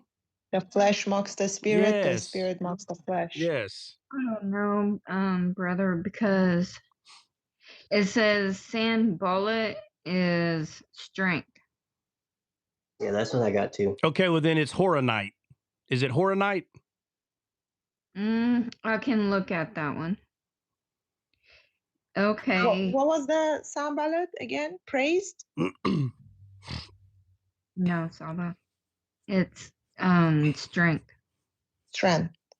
Yep. Yeah, but what is And Horonite? then the other one is Nate. Okay, so let me scroll down. My God. Oh my God. Yeah, Tobiah is Jehovah is good. Who gave you these? Christian? Yeah, Jennifer, you're the one I use, so you better. No, sir. No, sir. Absolutely. All right. You know No, what? sir. Let me just do it myself. God almighty. Yeah, I'll do it myself. Don't worry about it. I don't know why. Why do I even ask for help? Jeez. Why would I be the one? Yeah. Don't worry about it. I'm gonna get it. I'm gonna get it. Don't worry. Because this ain't written down for no reason. I might have it on the wrong one, but you'll see it come together. Either way, I don't care. But that's why we go over it. That's why we're going over it. Let's see.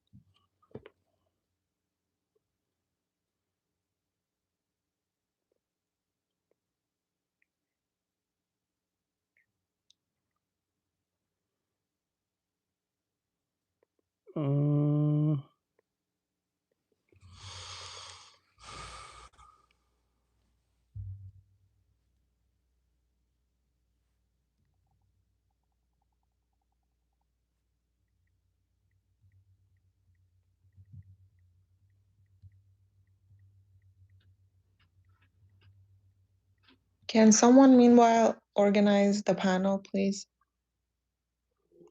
Yeah, somebody do that. I don't know how to do the new way of doing it. Yeah, you just click on the box and then it says switch spot. Oh, I see now.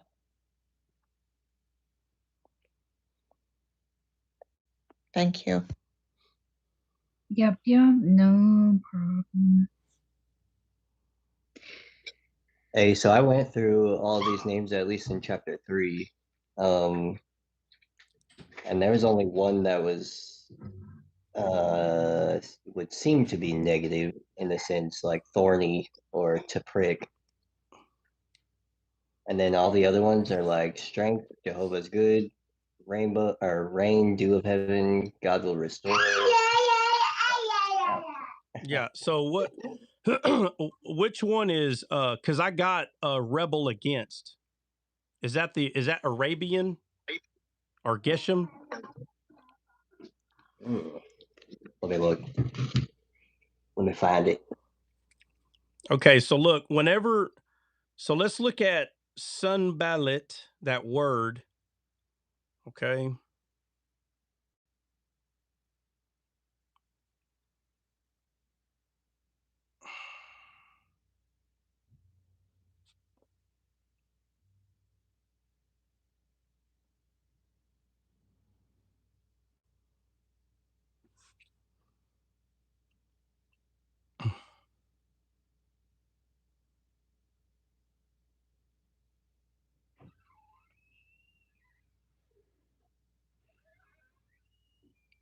And what are you saying? Sanballat is strength. Strength.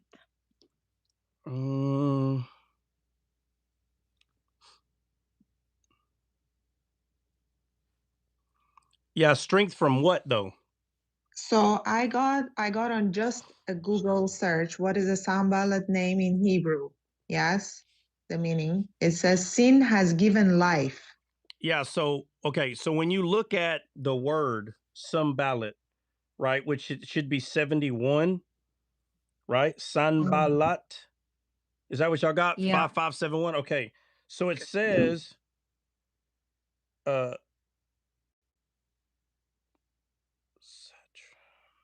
in the Strong's definition, it says a Persian satrap of Samaria.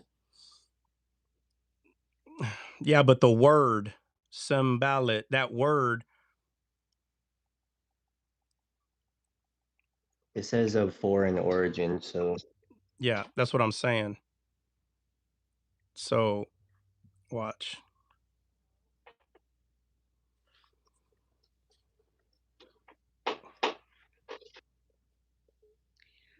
All that is saying is it's not original Hebrew, isn't it? I mean, yeah, it's not, but again, the word, okay, that we're looking at, right?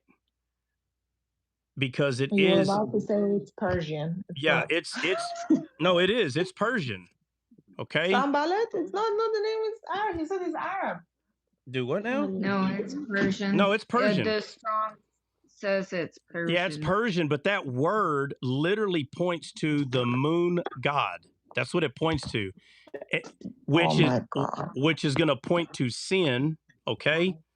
And I can't remember where I got laughter at, but I'm telling you, that's why the name means that, right? Because it's pointing to mocking God. I'm gonna find out where I got it from, and that's why I got it written down. So the Horonite, let me go look that up because I got to do this by myself. Lord have mercy, got to do it by myself. Gee, I got to find out why my own notes are there. I thought I had help. I just got to do it by myself. I got the moon. I got that one. It was Men of Jericho.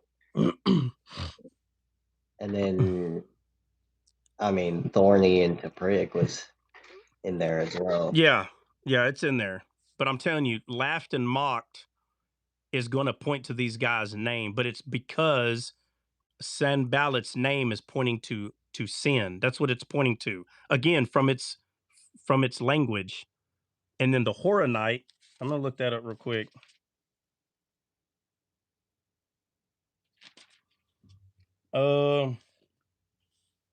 That's 2 caves. The Horonite? Double cave, yeah. Why can't I?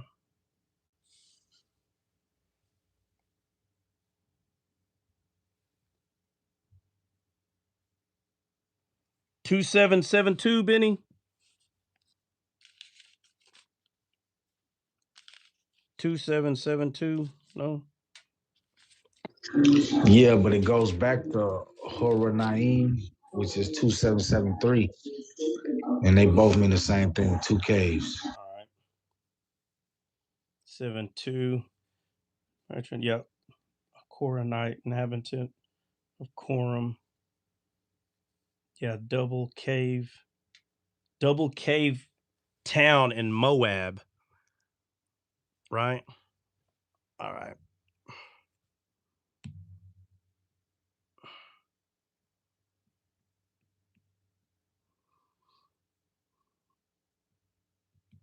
All right. So Simbalat's name is literally pointing to sin. That's what it's pointing to. Okay. And it says that he's from Horonite, which is 2 caves. All right. Tobiah. Tobiah. What'd y'all get for Tobiah? Jehovah is good, or goodness of Jehovah. Okay, and he's the servant, right? Yeah. Mm-hmm.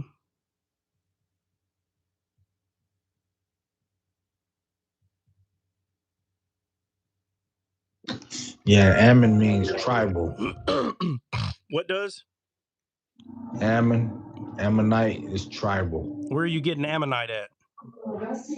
Tobiah? It's the yeah. It says Tobiah the servant, the Ammonite. The Ammonite. Okay. All right.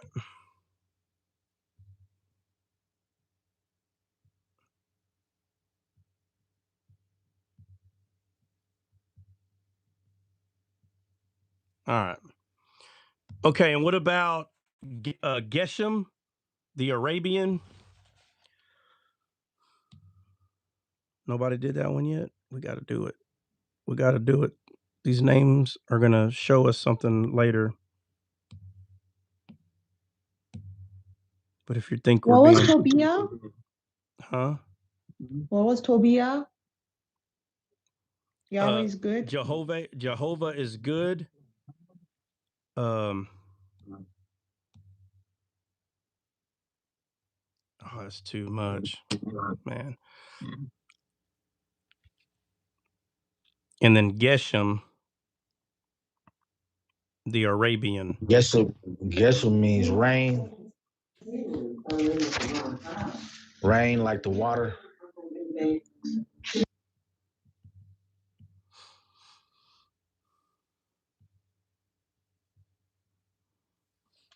Okay. Which verse is Gershom? Because I don't have it in my amplified. It should be. Is it still in verse 10? I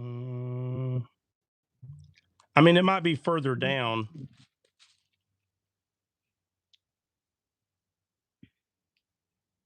I don't see it right here. I mean, it's in here. We'll get there. I just put all of them together on this sheet. Verse 19, Geshem. So you got that one, don't you? Yeah, we need Arabian. Now, Arabia means mixed. Okay. But when you go back to like the root, it's like a steep or step dweller. But it's when it says mixed, it's when you go to the root, it's pointing to sterility or sterile. So like when you mix, what is it, a colt and an ass or something like that? Yeah, a horse and a donkey. It makes a mule. Right, so they become sterile. They can't reproduce. Right. So look, Geshem meaning rain, and then it says from Arabia, which means mixed. So as of right now, I'm not seeing this as a good do. You understand what I'm saying? Like, just because you see rain or dew, but you'll see it play out. You'll see who the characters are as it plays out. But what you can't do is just jump to conclusions and say, because this means this, but we'll see it play out. But let's go. All right, let's move on. I wanted to get that done. Because what we do see happen is Sanballat, the Hornite, and I want to say it's all three of them, but they do mock Nehemiah. Okay, so the names may not have been, and maybe that's why I wrote that down. Maybe it wasn't because of their names, maybe because you'll see it. They mock them, bro. They're mocking them, and we read it. Y'all don't remember them mocking? Yes, it says in a couple of verses later, it says that they mocked him for rebuilding. Yeah, they're mocking his butt. So I didn't write down that's the meaning. I said that. But again, we're going to go over the names either way. So it's not a big deal. It don't matter. Brother, someone is requesting to come up.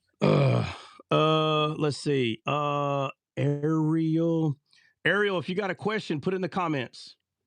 If you got a question, put it in the comments. All right, let's move on. So we read 10, Sanballat the Hornite, the servant of Ammonite, heard of it.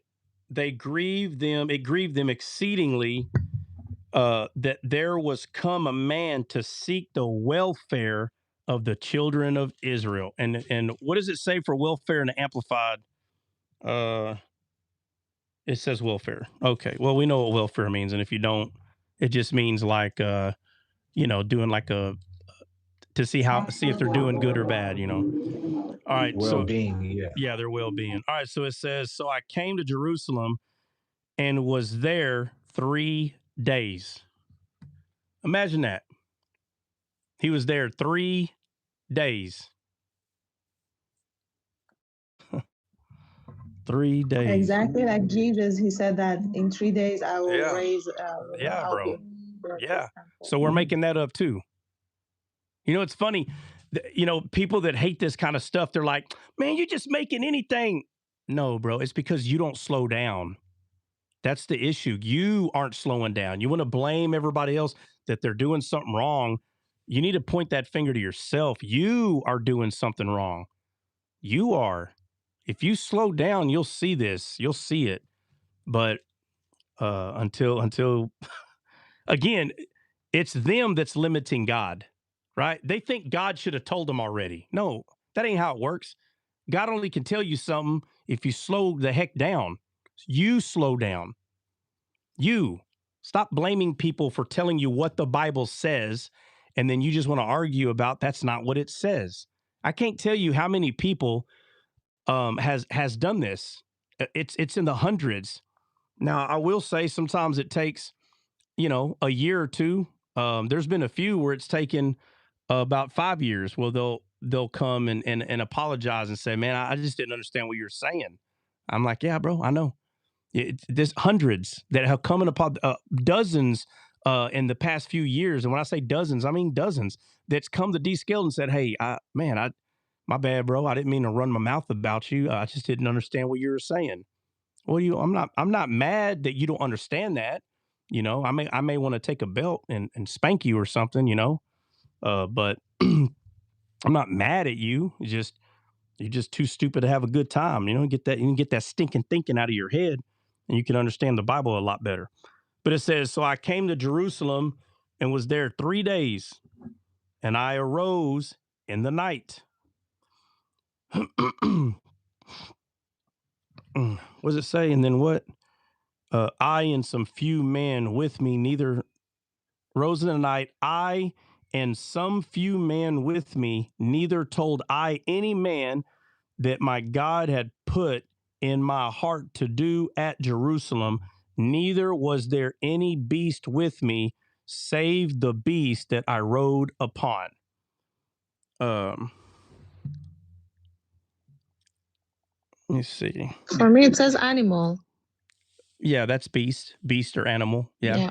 Yes, yes. Right, but the It says reason there was no animal with me except the one which I was riding, so no Right. one will attract attention. Right, but the reason that certain words matter, the reason, right? Because in the Amplified it may say animal, but the reason I don't. So the reason that the word beast in the field, like that, those words, beast in the field, the reason that that matters is because when you say animal, that word 100% points to a physical animal. Make it less scary. Make it less. Well, what I'm saying is the word beast in the Bible sometimes talks about humans. The word beast does, right? Yes. But Beast of the field, fowls of the air. Right. So when you say animal, though, that takes away from human. But beast doesn't take away from human. You understand what I'm saying? Yes. Right. So this one is talking about this animal. Well, no, I'm saying that's why the King James Okay. version. Sorry, my bad. Yeah. Yeah. That's why the King James version is important, right? But he says, I arose and told. Matter of fact, let me finish this. All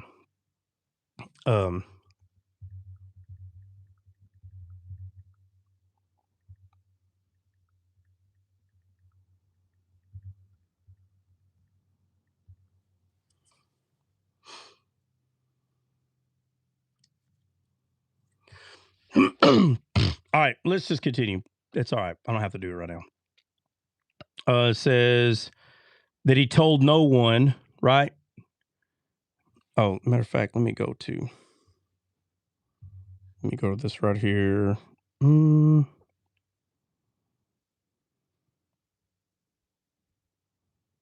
right. 12, man, neither told any man what my God had put in my heart to do in Jerusalem, neither was there any beast with me save the beast that I rode upon. All right. So we talked about this before. Like, don't let your left hand know what your right hand is doing. Right. And this is a perfect example of this. This is what it's referring to. Right. So in the Bible, God's left hand is his judgment hand towards the ones that are going to be judged. And his right hand is his righteous, right? Which is the sheep to the right, goats to the left. Right. So why would he have to tell those guys what God is telling them to do? You look at Joseph, and Joseph has a dream that his brothers bowed down to him. Did he tell his left hand what his right hand was doing? He did. He did. Yeah, He did. And so he had to suffer the consequences. And he suffered the consequences of it. And people don't see it that way. But if you pay attention to the Bible and it tells you not to tell your left hand what your right hand is doing, there's a reason for it. It's kind of like let's say you've never owned a home and you're wanting to get one. And so you tell your family, oh, I'm buying my home for the first time. And then, and it don't got to be family, it can be some friends too. And in some weird way, it gets sabotaged. In some very weird way, it gets sabotaged. And you don't find out till years later that someone you were telling, for whatever the reason, and you can play the game and say, well, they were jealous, whatever you want to call it. But they knew the person that you were going through to get the house, and it just got sabotaged. Has anybody ever heard of something like that? If not, you ain't been alive long enough. 100%. Okay. This is going around everywhere. And they say, oh, it's a bad eye, it's an evil All eye. right. Well, listen. I'm telling you right now, half of your problem is because you don't know how to shut your mouth. And again, Sab, I'm not talking to you. I'm saying you don't know how to shut your mouth. I'm gonna say this, and I mean it. A very close friend of mine, and I'm gonna use the word friend, okay, because this person is my friend.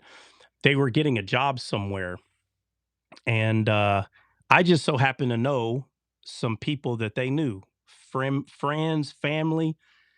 And as soon as I found out that this person is going to apply at this place, I told them, do not tell anybody that you know. Not one. And they're like, why not? And I said, I can't explain that, but don't tell. And I was like, I said, let me tell you this. Have you told every time you went to go apply or try to do something, have you always told? And they're like, well, yeah. It's because they're excited. But see, they don't understand this rule of thumb right here. They don't understand it. And it's a very odd thing that you have to live this way. But you know what have learned in my very short time in this world? If you don't tell people something great that's going to happen, 90% of the time it happens, if not higher. But the people that tell everybody what they're going to do, 90% of nothing works out. 90% of what they're trying to do doesn't work out. You need to ask yourself, why is that? Listen, we'll use the phrase that we all use because it's a 2026, haters are going to hate. This is why you don't hear me talk about, before I started pushing the music out, that's why you didn't hear me talk about the music. The book, movies, and there's other things that I want to say, but there's a reason that I don't say it. There's a reason that I don't say it. There is always someone trying to wait, and they want you to say more than you have to just so they can take something away from you. And I'm telling you, if nothing like that's ever happened to you before, just keep on telling people what you're doing. Okay. Keep on doing it. You will learn. So let me just tell you this. This person did exactly what I told them to do. They didn't tell nobody nothing. And they got hired. They were working there for a week, I think. And they said, hey, you think I can tell my family now? And I said, why? Why you want to tell them anything? Just stay working there. And I want to say they worked there for about 3 weeks. And I can't remember exactly how this person came and told them, and their whole family was surprised, like, oh, wow, we didn't even know. We didn't. And I said, has anything ever worked out that great for you? And they said, never. I said, I'm trying to tell you, there's no reason for you to tell anybody anything until it's already happened. You don't need to spill your dreams to people whose intentions are not good. I don't care how good they are at fooling you about how good they are. You don't spill your intentions unless you better know for a fact that this person is for you. Now, if the person is for you, you'll know, man.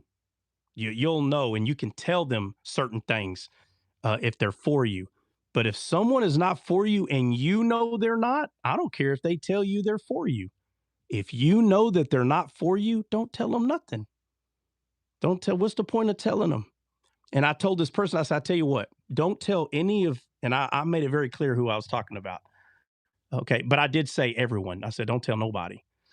I said, if you don't get that job, okay, if you don't get the job, you can now say, well, it wasn't because of any of them. Why? Because they didn't know. I said, but let me tell you this, if you get the job, all these other things that didn't work out, they're going to start looking a little funny because we're talking numerous things.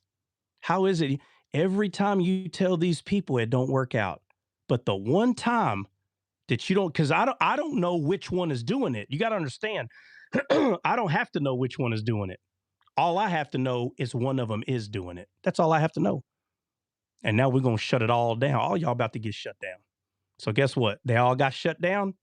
Worked out perfectly. There was no issues, none whatsoever. Some people say, well, that don't mean nothing. That don't mean, listen, the Bible tells the truth. So I'm going to listen to the Bible, right?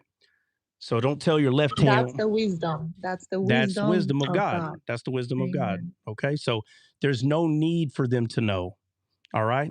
There's about 2 or 3 things that D-Scale is doing, and there's about this many people that know. You understand? And it's nothing personal, but the Bible tells the truth. So if the Bible tells the truth, I'm going to keep doing what the truth is telling me to do. All right. There's a bunch of things that D-Scale's doing, but nobody knows about it. Well, I think I went over why. Let me tell you something. You may say in your heart, oh, I'm 4D scaled. Yeah, maybe. But let me tell you something. If your flesh gets the best of you, it'll get the best on you on this one too. And so what you do is you don't trust people's flesh. You don't trust them. not them, their soul, but you don't trust their flesh, because Satan is always trying to figure out how to do what he does. He's always trying to figure it out. But the reason a lot of things work out for Descaled is because of that. That's why they work out, right? But like I said, when Saba's like, when she came up here and she was like, well, and because Lael started making, and we all know Lael, but he started making music. I was already making music, but I didn't tell anybody because I wasn't going to tell no one until the first song came out. That's just how I run things. That's how I've always done things like that. But I know how people are on TikTok. They're copycats. Like, I already know how they are. I already know 100%. So, when Lael started making music, I already knew everybody's going to start making music. So I was like, all right, I'm just going to start pushing them out. But again, I had an agenda and a goal. And the other things that I'm doing, somebody may end up doing one of them. Like, oh, he did it first. I don't care. I've been working on this stuff for years. And there's something that's almost done. And like I said, there's only a few people that know about it. And when it comes out, it'll be new news to a lot of people. But if someone does that thing before I do, I don't care if they do it before I do. I'm going to do it when I know that I need to do it. That's when I'm going to do it. And telling people everything what you're going to do, for what? What's the point of that? There's no point. Okay. It's just another way for someone to try to get at you, this very crazy world that we live in. Right. So you only tell people who you really trust. And if you think you trust them and you tell them and they mess it up, you probably shouldn't have told nobody. What is it going to hurt to keep your mouth shut? Right. It's kind of like gossip.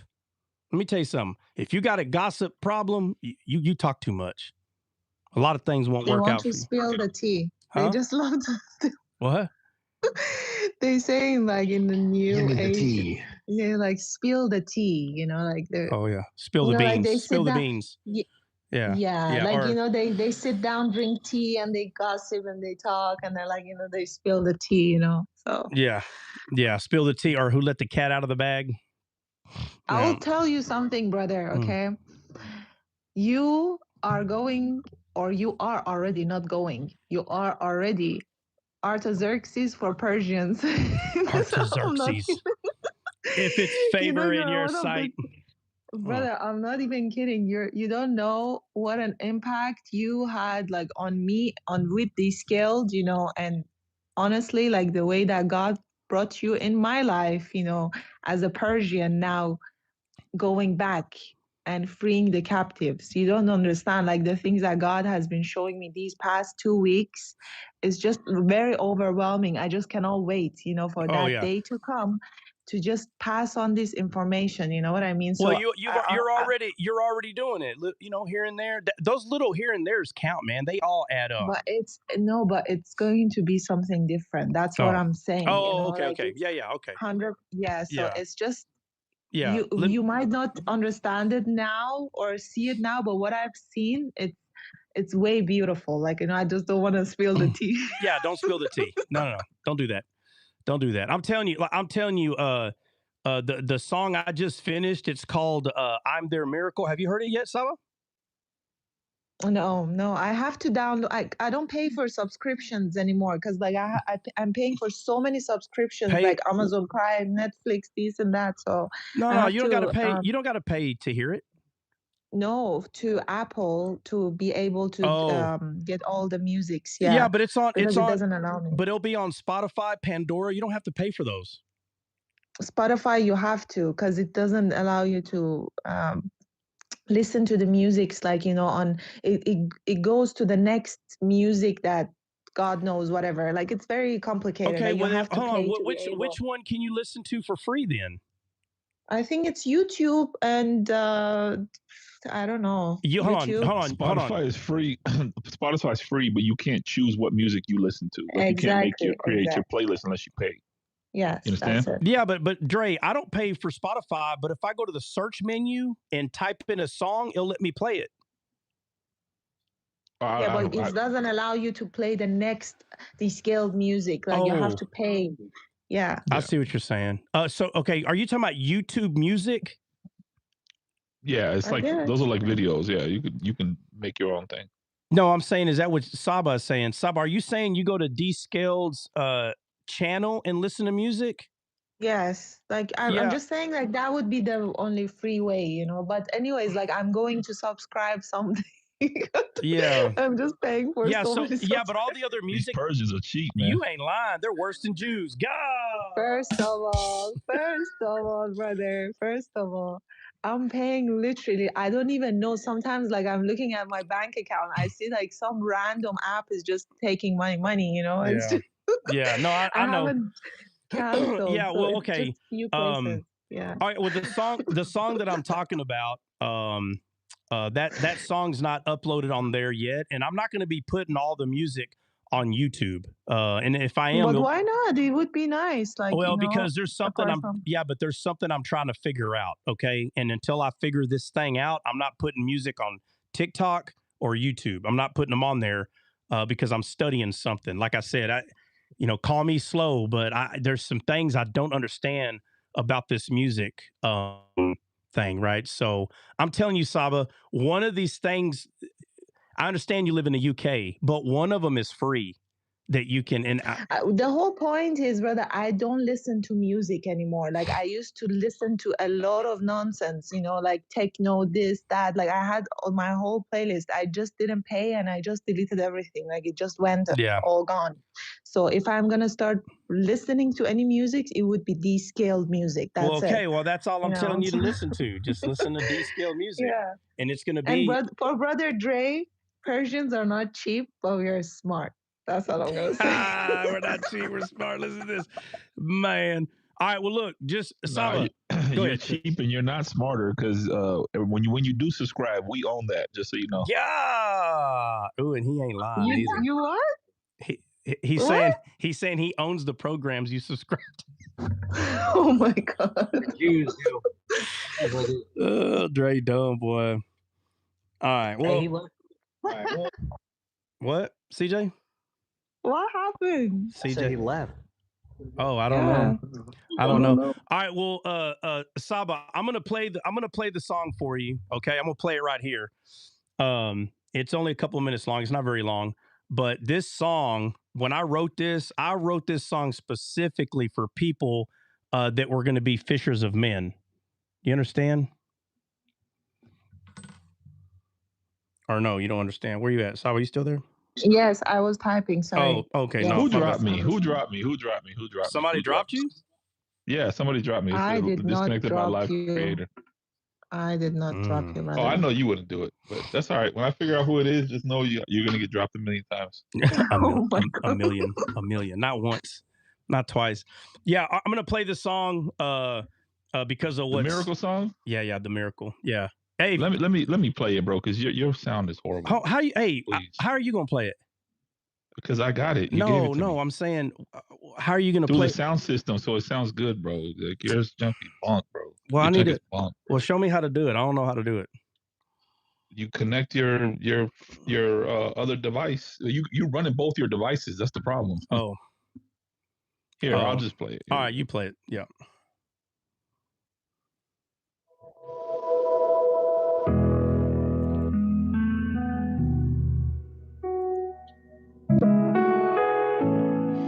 I pray to be set free.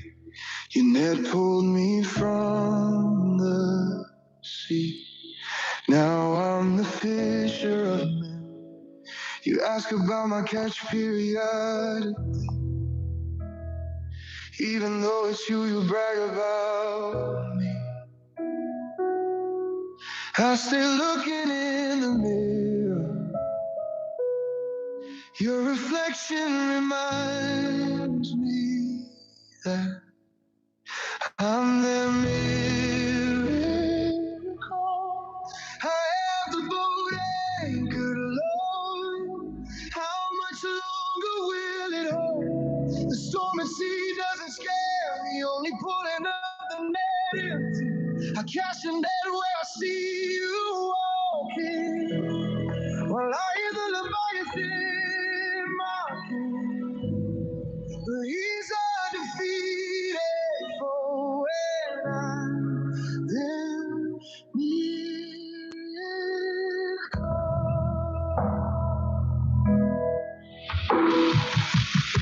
wasn't made of a spirit of fear, but of power, love, and a sound mind. I'm seed of your kind. I'm their miracle. I'm that of my Father, who is known as a dragon slayer, not of the betrayer, that lion soothsayer. I am their answered prayer, miracle. I am the bold anchored Lord. How much longer will it hold? The storm at sea doesn't scare me, only pulling up the net empty. I cast your net where I see you walking, while I hear the Leviathan, but he's a defeated foe, and I'm there. I'll continue to cast on the right side. That's where they cry. That's where they turn aside. That's where they were edified. That's where they become your bride. That's where they became a miracle.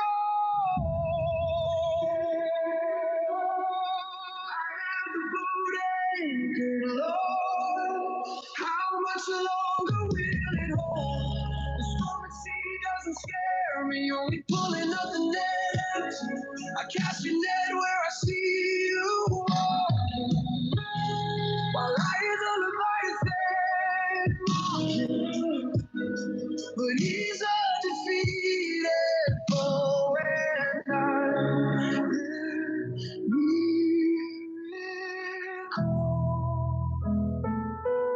I'm their miracle. I'm their miracle. Fresh off the wax. Fresh off the wax.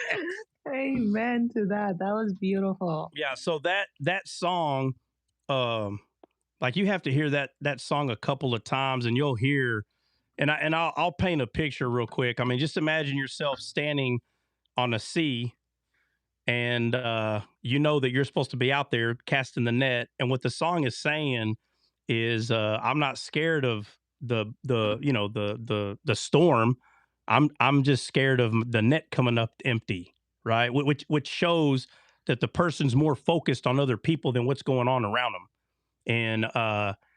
And the thing that strengthens literally the entirety of the song is where he's saying, well, I'm scared that the net's going to come up empty. And then he says, I'm just going to cast a net where I see you walking, because we know he walks on water. So where he's walking, this person is throwing the net over there, knowing that that's where I need to be thrown. And it's pointing to the right side, because Christ is the right side of the Father, right? So, and this is talking about people who become fishers of men, right? So it's a powerful song if you are someone who makes disciples. If you're someone who don't make disciples, you will be laughing at this song, because it won't make sense to you, right? But for someone who does make disciples, the song 100% will make complete sense, right? So, let me see. All right, let's try to. By the way, oh, what's up? Real quick. So do you know the USB that comes out of the back of your soundboard? Yes. And it goes connected to your iPad, right? No, hold on. It's not the USB-C. Yeah. Yeah. That's the one that I use. So I connect that to my other phone and I play the music that way. That way it goes straight into the soundboard versus. Yeah. I mean, well, I will say this. It sounds better that way than it does the way I do it, but it's still kind of distorted. It's not like perfect. Only on your side, though. I know, but that might be nobody everybody. else has it distorted. Nobody? No, everybody else. It's just you. Why? Because you probably got the sound turned up too high when I'm playing the music, because I play the music louder so that everybody has a clear understanding of it, or a clear sound. Yeah. Yeah, I mean, I play the music like first world country. You play the music third world country style, like African radio station. That's probably true. Yeah, that's probably true. Yeah. Let me see. All right, this is what we're going to do. I'm going to find a stopping spot just real quick. Let me see. Jerusalem. All right. So, let me get back to the point that I was going to make earlier, which is that I'll probably just stop here on verse 11. and we'll start at verse 11, 12 tomorrow morning. So 11 says, so I came to Jerusalem and was there for 3 days. And it says, and I arose in the night. What time of day was it when Jesus resurrected? Nighttime. It was nighttime. It was coming into the next morning, but it was still considered night. Yeah. It's nighttime, bro. Guys, the Bible does this all day long. And it's real funny to me how what it is it is complex. Okay. It really is. Trust me, it is, man. But, you know, once you become familiar with Christ, once you become familiar with like the way God thinks, then the Bible, it'll open up to you. I don't know any other way to say that, but studying the black letter, like proving how much Bible you have memorized will never get you there. You can a person can come up to me and say, in Exodus chapter 2, verse 9, what does it say? You know what I mean? And I'm like, well, I think it might be talking about that, and that person will spit it out and fool the whole room that they know Bible. My friend, the scribes and the Pharisee knew Bible better than you. And Jesus said that their father was the devil. So it's not about how you are memorizing the black letters on the white pages. It's not about that. It's about whether you can see him or not. That's what it's about, period. And so the offense will come. People will get offended when you tell them that you see something that they don't see. And if they like to argue, then it's going to be, I can argue that. Everything turns into, I can argue that. And if you don't stay focused, they literally will argue you out of the room because you're too stupid to have a good time and tell them to go kick rocks so you can continue to edify. And as they're over there yelling, you're running. Well, I don't know how that bothers people. I'm running from your goofy butt is what I'm running from, not from this thing that you're claiming you have truth. No. I'm not running from truth from you. I'm running away from your stupid mindset. Just go over there and I'll continue to make disciples, right? I'll continue to cast a net while you stand on the shore arguing about where I need to be throwing the net. Makes no sense. Let's see. All right. Go ahead, Dre. Go ahead. Okay, we're done for the day regarding Nehemiah. Just so everybody knows, we're done with Nehemiah today. So we'll kind of pick up where we are with us. Go ahead, Dre. So he rode an animal into Jerusalem, and 3 days later. Yeah. So it says, so I came to Jerusalem and was there 3 days, and I arose in the night. And it says, I and some few men with me, neither told I any man what my God had put in my heart to do at Jerusalem, neither was there any beast with me, save the beast that I rode upon in Jerusalem. That's crazy. It is crazy, bro. And how many times, like, I was just thinking, like, how many times Jesus would do a miracle and say, hey, tell nobody. Yeah. Don't tell anybody I did it. Yeah, exactly. But, the flesh is going to tell the left hand what the right hand is doing. The flesh will do that. Right. But us understanding what that means, don't tell no one. Don't tell, when I joined the service, I was saved at age, I think I was around 12. No, I'm going to say 13 is a closer number. And that's again, this is after I was saved for the 15th time, because Christians, they get saved every Sunday. Right. But this particular one is when something changed. Okay. That's when the seed was planted. And the blade of grass wasn't even poking out of my heart yet. All right. So, but something had changed that day. I'm not going to go through because it's nothing, no big old story. I'm just saying it's not a long story. I'm just saying that's when it changed. And that's when I would have conversation with him. But I didn't read the Bible, but little by little, he'd show me things, but it wasn't like what I'm teaching. It's just little things that you have to learn in life. But it was him that would help me see some of these things. But anyway, so it's been this whole time I've been waiting to bear fruit, but you can't bear fruit if you're not watering the seed. You have to water the seed has to be watered. But I'm over here asking for the fruit, like, hey, when are you going to use me? When's this going to happen? It's been there this whole time. But anyway, I'm saying all that to say that when you start seeing how the Bible is presenting things to you, when you start seeing that, the Bible is no longer just compartmentalized stories. You all of it is, you see all of it together.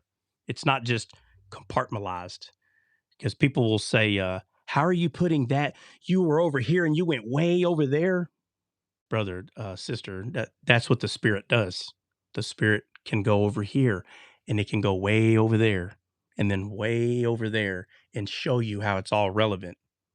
The flesh can't, the flesh doesn't do that. The Spirit does. The Spirit does that. What the flesh does is tell you to compartmentalize it and say, this doesn't go with this and that doesn't go with that. That's what the flesh does.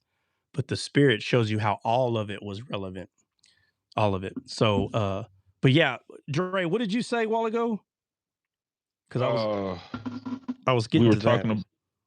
talking about how Jesus would tell people like don't tell anybody. Oh We yeah. were talking about how I'm sorry. Yeah, I'm saying all that because when I was getting ready to join the service, deep down in my heart, I'm telling you, even though I wasn't reading His Word, so deep down something told me, "Don't tell nobody," and I listened.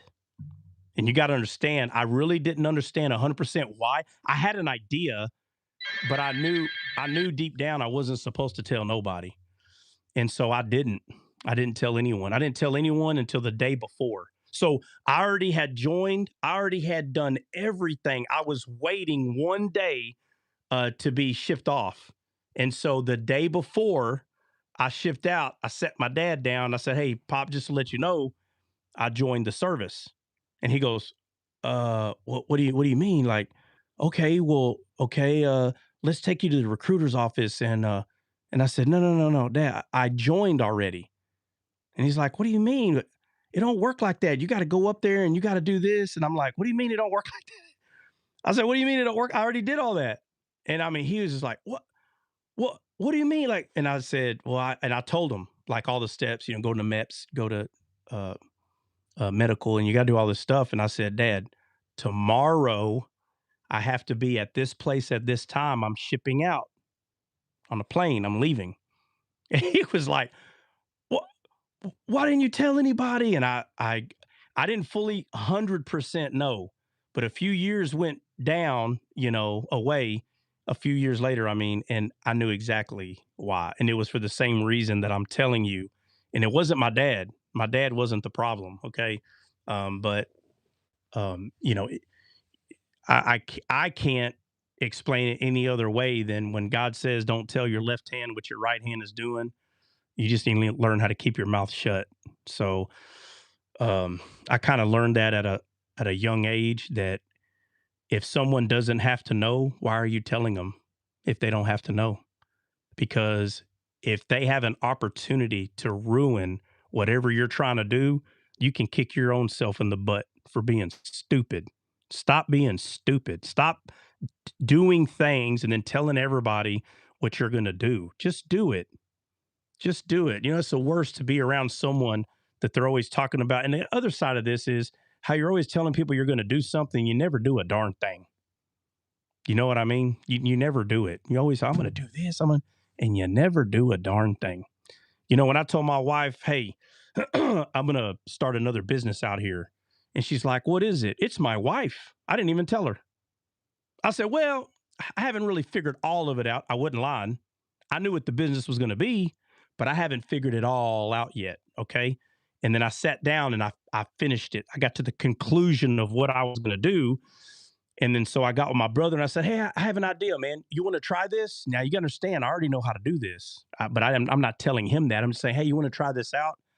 And he's like, yeah, let's try it out. So he's thinking I'm trying. No, I've already been doing this. So when I said, hey, just so you know, I've been doing this for a long time. And he's like, what do you mean? So I start telling him and I start showing him what I know. And he's like, oh, well, how come you didn't say that before? I don't know how else to explain this. If they don't have to know, there's no need to tell them. You understand? There's no need. So I didn't tell my wife, I didn't tell my brother all this stuff that I had learned years ago. It's years. But when I finally started chopping it up, like when she saw me like doing the firewood thing, I was already doing it. And I go, oh, by the way, we have a firewood business. Somebody would say, but that's your wife. Listen, sometimes the person you don't need discouragement from is the one you don't need to tell. Now, does that mean she was going to discourage me? No, I don't know if she was going to discourage me or not. You understand? I don't know. But you don't allow the person's flesh. How about this? You don't find out. Don't find out. Don't tempt someone's flesh to somehow come against. Let me tell you something. The flesh, the carnal mind, Satan, right? He will use someone closest to you to discourage you. So don't allow the discouragement to come from the person. If you are trying to do something and you know that you can do it, do it. And then when it's already happening, then you can tell the person, oh, by the way, we own a business. Oh, we do? I thought you were just kind of out there playing around. Nope. Made $1,000 yesterday. Oh, how can you discourage that? Now, it doesn't mean the person can say, well, you're not as successful as Dave Ramsey, like the knucklehead that came on here. now we're looking at success. You know, the Bible says that you're not supposed to look at how you're doing and compare it to other people. Is that what the Bible says? Or the Bible doesn't say that? Yeah, we would. Yes, 100%. Yeah, the Bible Yeah, says that. 100% it says that, and Yeah. that's actually how you that's how depression kicks in, Yeah. because you're comparing yourself with other people. That's how sadness kicks in. That's how low self-esteem kicks in, because you're so busy looking at somebody else that then you feel like you're lesser than in your own flesh. Your flesh will do that to you. And it's funny. One of the things that I noticed, and I know Troc can attest to this, is like when you go to Africa, for example, those kids don't have internet. They have no idea what a Jordan is. They have no idea what a Nintendo is, what a PlayStation is. And you see them grab their little jerry cans and walk down the hill, happy, laughing, goofing around with each other. They get water, put the stick on their neck, and walk up with 2, 5-gallon jerry cans on each side. And you see them goofing off and playing and happy. Nobody's complaining because they have nothing to compare themselves to.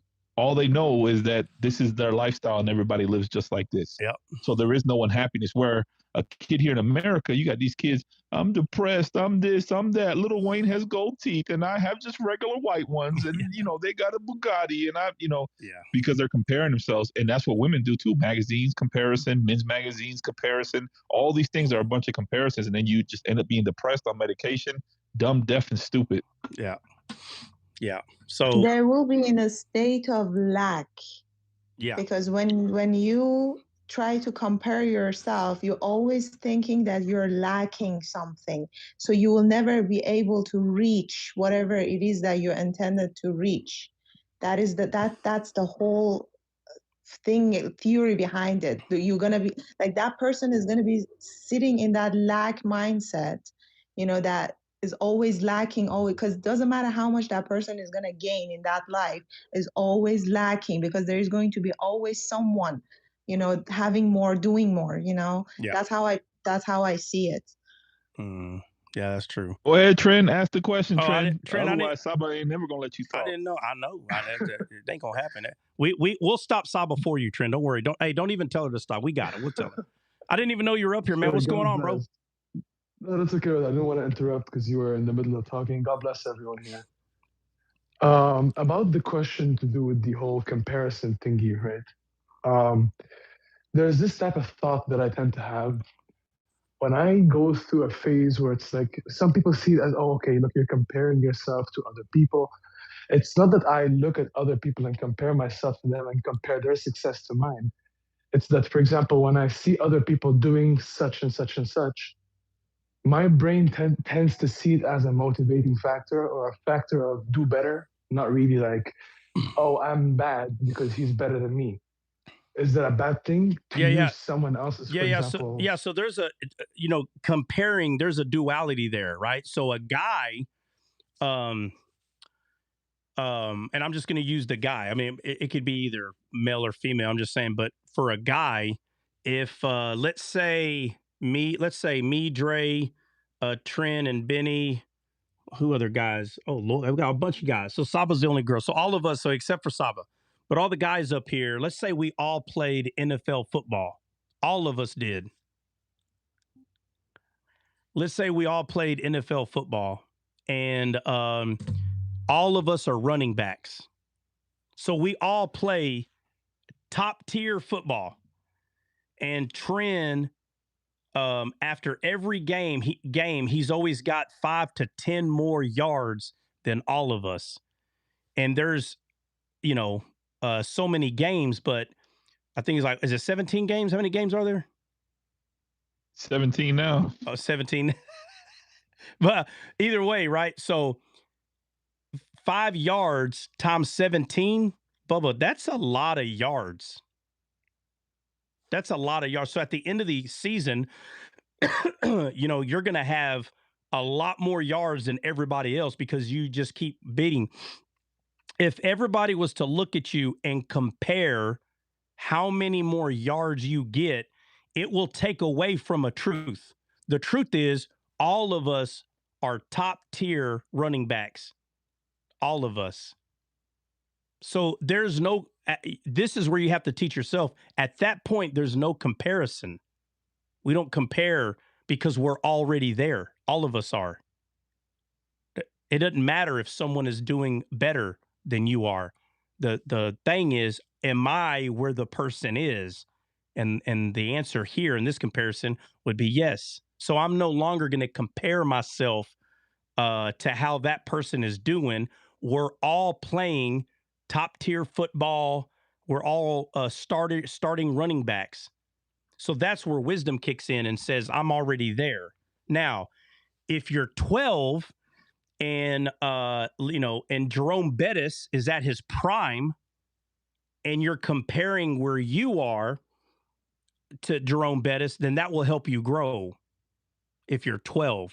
So it's okay to be motivated by someone that's already further along, right? So like if we're talking trees, if there's a full-grown tree and it's very fruitful, and then there's a little tree and it's not going to bear fruit for another 3-4 years. And again, I'm just saying, it's okay for that tree to say, man, I'm going to be fruitful like that. That's okay. That's okay to do that. The problem becomes is when y'all are already doing the top tier stuff and you're comparing yourself to where that other person is. That's not okay. So when Jesus said some 30, some 60, some 100-fold, he's the thing is, all of y'all are fruitful branches. He's not saying one is doing better than the other. That's not how God is going to look at it. He's just saying there are going to be some people. All three of them are fruitful. Jesus said to be fruitful and multiply, right, Trent? Trent, you there? 100%. Yeah. So if there are 3 branches and all 3 of them are fruitful, they are where they're supposed to be, which they are being fruitful and multiplying. But if the 30 says, well, the 100-fold, they're doing better than me, it's just not true. It's not, okay? It's in God's eyes, it's not true. Y'all are all fruitful branches. So when Peter said to Jesus, pointing at John, what about him? And he said, what is it to you? You understand? Y'all are all here with me. What is it to you what this person is doing over here? So we can use comparison to grow if we're not matured yet. But if you're already at the stage where the person is, when you start comparing why that person is, again, talking about branches, why that branch is further along, like more fruitful. I'm not saying that you can't go from 30 to 60 to 100. That's not what I'm saying that's not what I'm saying. What I'm saying is that you have to at least see yourself as equal. You're still, in God's eyes, you're all fruitful, you know? So, but yeah, I know exactly what you're saying. Like, it's not wrong to compare to motivate. That's not wrong. But if you're comparing to see, like, or to look at, oh, that person's doing better, then yeah, there's I don't know, a distraction's coming from somewhere, where a person, feels inadequate because they're not as fruitful as that person. There's nothing wrong to use it to motivate to become more fruitful, right? Like if someone that's 30-fold asks someone that's 100-fold, hey, how come you make so many disciples and the heart posture is right? Like, what am I doing wrong? I mean, clearly the 100-fold is just going to tell the 30-fold, well, you already know how to be fruitful. So why aren't you 100-fold? The person know what I'm saying is the person knows. The person's going to know the answer. It wouldn't be anything that the 100-fold is telling the 30-fold, because if you already know how to be fruitful, then the answer, what's holding you back. It's usually yourself. It's usually yourself that's holding you back. Again, if you're already doing the thing. So like all of us are running backs and Trent is getting 5 yards more.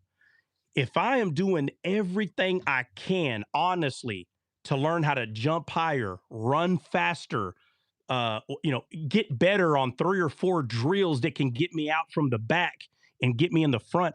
If I know that I'm doing the best that I can in all those areas, then Trent just doing better. And at that point, that's when you applaud your buddy. Like, wow, bro. Like, now there are people that lie and say they are doing everything they can and they're lying. And because they're lying, they're unhappy. They start having envy or jealousy starts kicking in because they know that they could be as good or better, but they're not putting in the time or effort to do so. So if you're not putting the time and effort to do so, then that blame is on you. That fault is on you. And what's going to happen is, because you know that you can do better, now the flesh kicks in and you're mad at this person, angry at that person. But if you know you're giving it all you got, and for whatever the reason is, this person's just doing better, that's when you applaud your friend. You find the truth in what's happening is, I'm doing everything I can. And obviously he's doing everything he can. And at this, whatever this is, he's just better. Like when I beat Dre playing basketball, remember that, Dre? Like all you could do That was wasn't apply. basketball. Make it plain. That was not basketball. No. Seriously. Hey, that came out of nowhere. I like that. I like when I do that. I like that. Like came out of nowhere right there. No, but seriously though, on a serious note, if any of my friends, right, because I was a linebacker playing football, if they got more tackles and they were doing better, and I know, like, dang man, how come? And then I go to the coach afterwards, and the coach said they ran to the right 25% more of the time. Oh, so why am I upset? They ran to that side. So now what do? I'm gonna troll my friend. Hey, you know why they ran to your side more? Because they've been watching tape. And I was about to. It's like Dion. Dion doesn't have the most interceptions, but they didn't throw the ball his way. Why would you? Why would you, bro? He's gonna get it. He's gonna get the ball. I mean, come on, So, but again, yeah, you can compare yourself as someone that's growing and trying to understand how that works. You can compare like that, like to get motivated. But if you're already, and again, I'm using Christianity, if you're already a fruitful branch, I don't care if you got one freaking plum hanging off your freaking no good for nothing branch over there, and you got this other branch that's got 500 plums.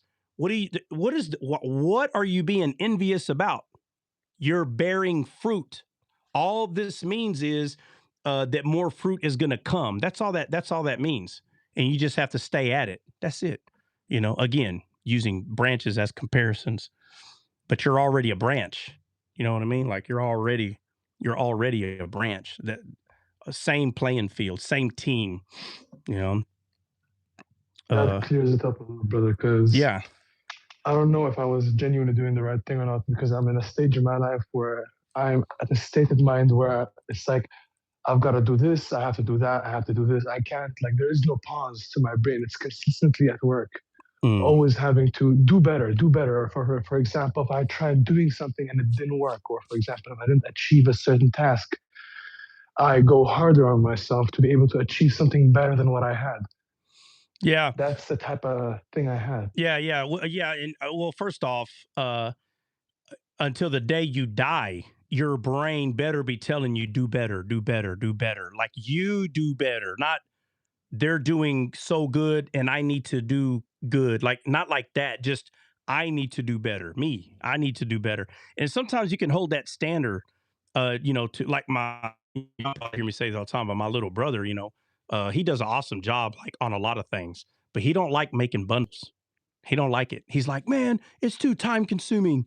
Man, what?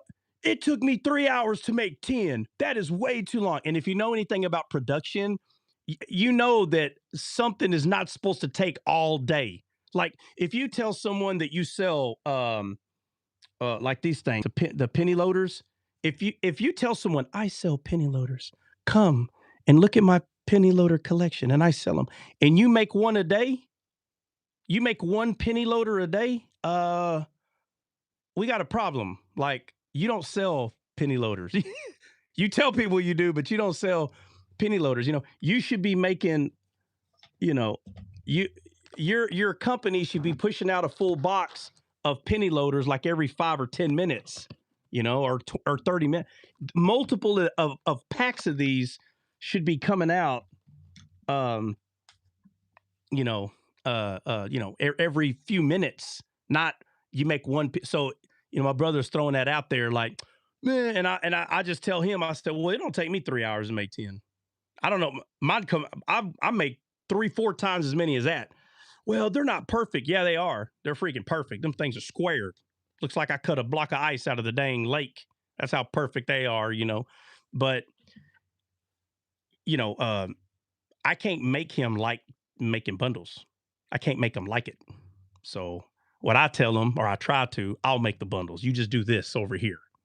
You know what I mean? I'm just trying to point something that some weird compare. Look, first of all, we both sell firewood. So to me, it don't matter who's doing what. As long as all the stuff gets done, that crap don't matter. He could say, well, he makes bundles better than me and then maybe get upset.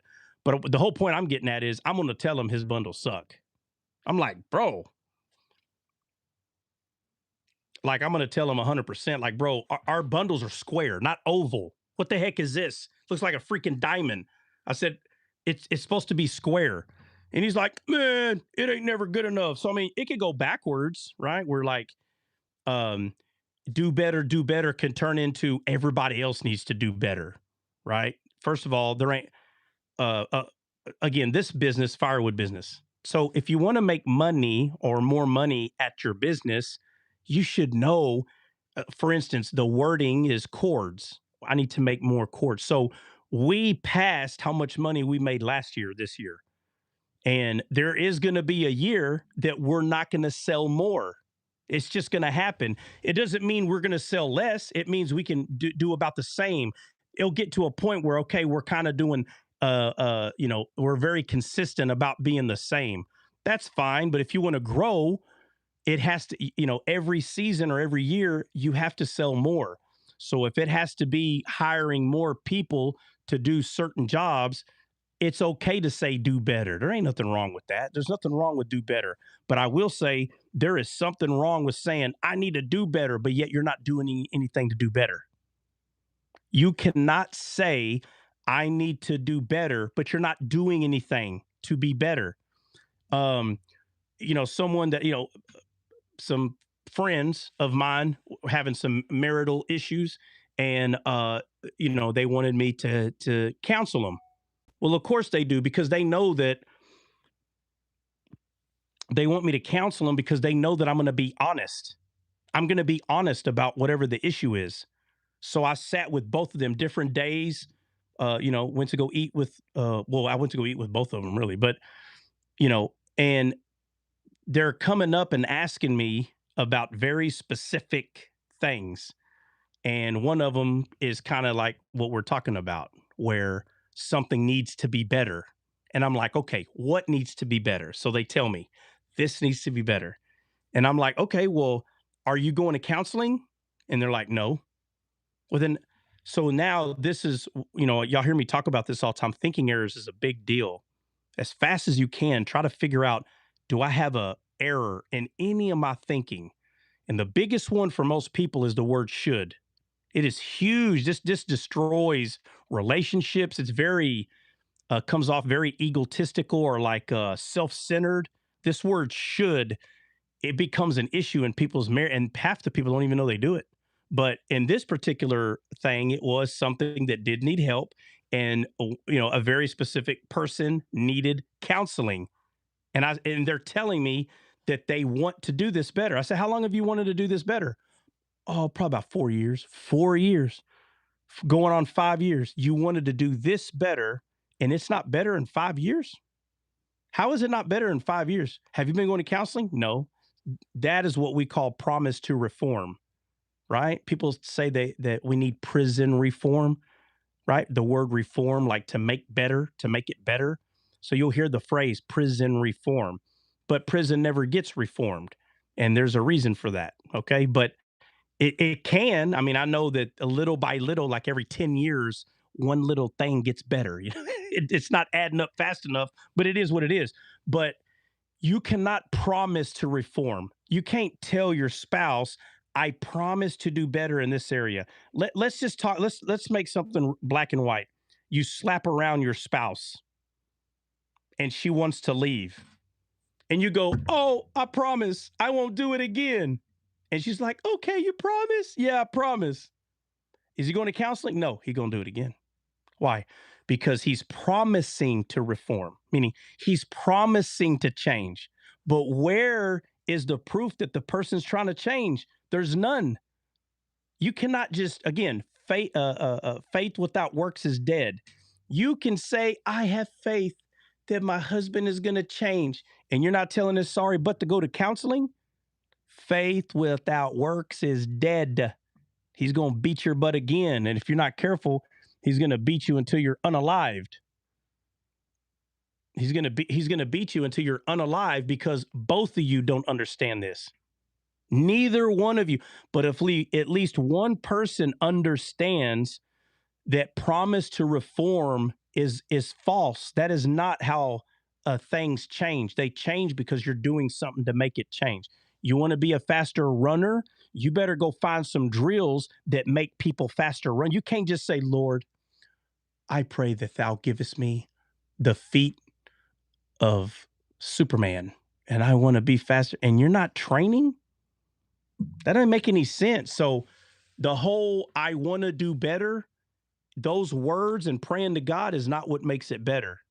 It's having faith that you're going to get better, but you're going to be doing something to get better, which is that work that the Bible's referring to, not works for salvation. That's not what that's referring to. But faith without works is dead. It will not go anywhere. But if you say, I want to do better at this, you better figure out, how do I get better at this? You better go find an expert or someone that knows how to make you better at that.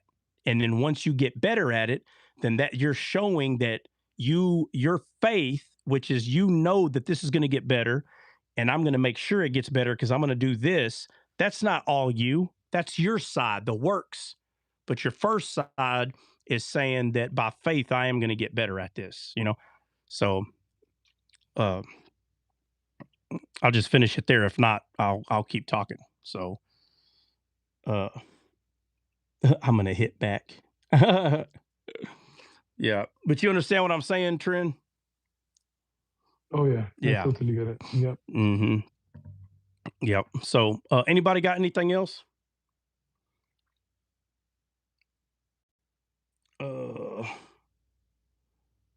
Yeah, someone was requesting to come up, brother. Let's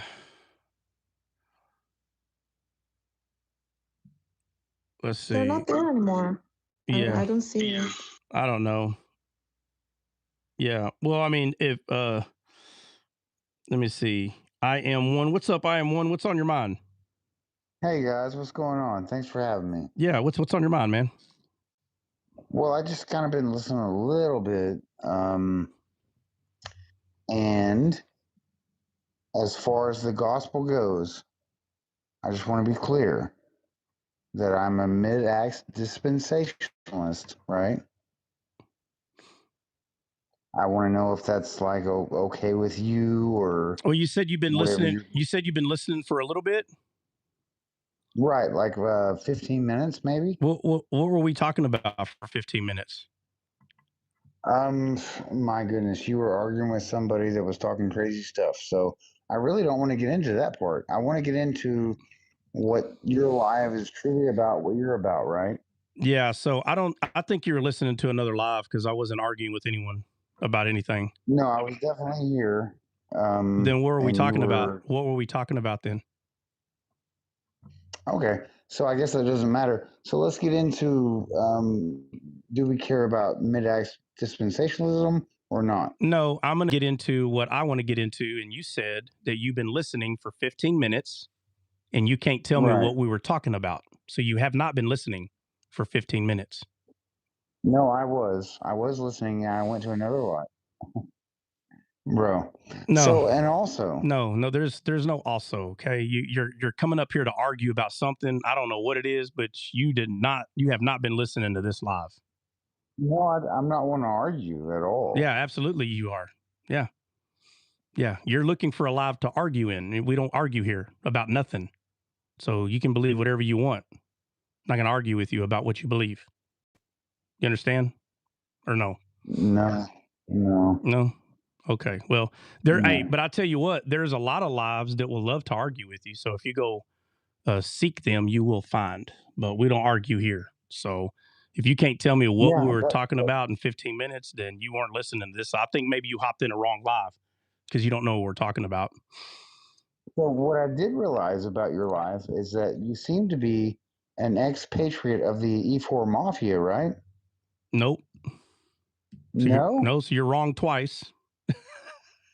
So you're not an ex-soldier, is that correct? You said E4 Mafia. No. Right. Not part of E4 Okay. Mafia. Absolutely not. Mm-mm. No. Okay. Yeah. So, but I will tell you this. There are many lives that would love to have you go up there and argue with them about whatever you want to argue about. We just don't do that here. All right. Hey, you can dream up whatever argument that you think that I might have, and that's great for your mind. Good luck with that. Yeah. Well, good luck on your journey to lying to people about you were in their live for 15 minutes and you can't even tell them what they were talking about, which is very clear, evidently clear that the only thing you want to do is go up there and start talking about whatever you want to talk about, which obviously is arguing because you did that. We weren't arguing and you brought strife and argument here. So it's funny when they're like, I don't want to argue. Was like, let me find some place, Yeah. The looking for a dusty place. Ain't no dusty place here. Yeah. Anyway, hey guys, anybody got anything else? Anybody? Because we got to go. No, brother. Beautiful. So we stopped on 12. Yeah, we stopped 11. Yeah, we stopped at. Yeah, you're right. Nehemiah 2, 11 and 12. I'll probably just read 11 and 12 again, just to start from there. Let me write this down.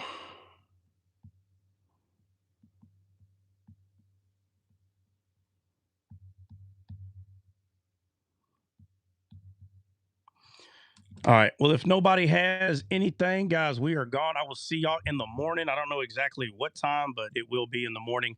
I want to come on at 8, but I tried today and I couldn't. But if nobody has anything else, we are out. We will see y'all in the morning. God bless. God bless.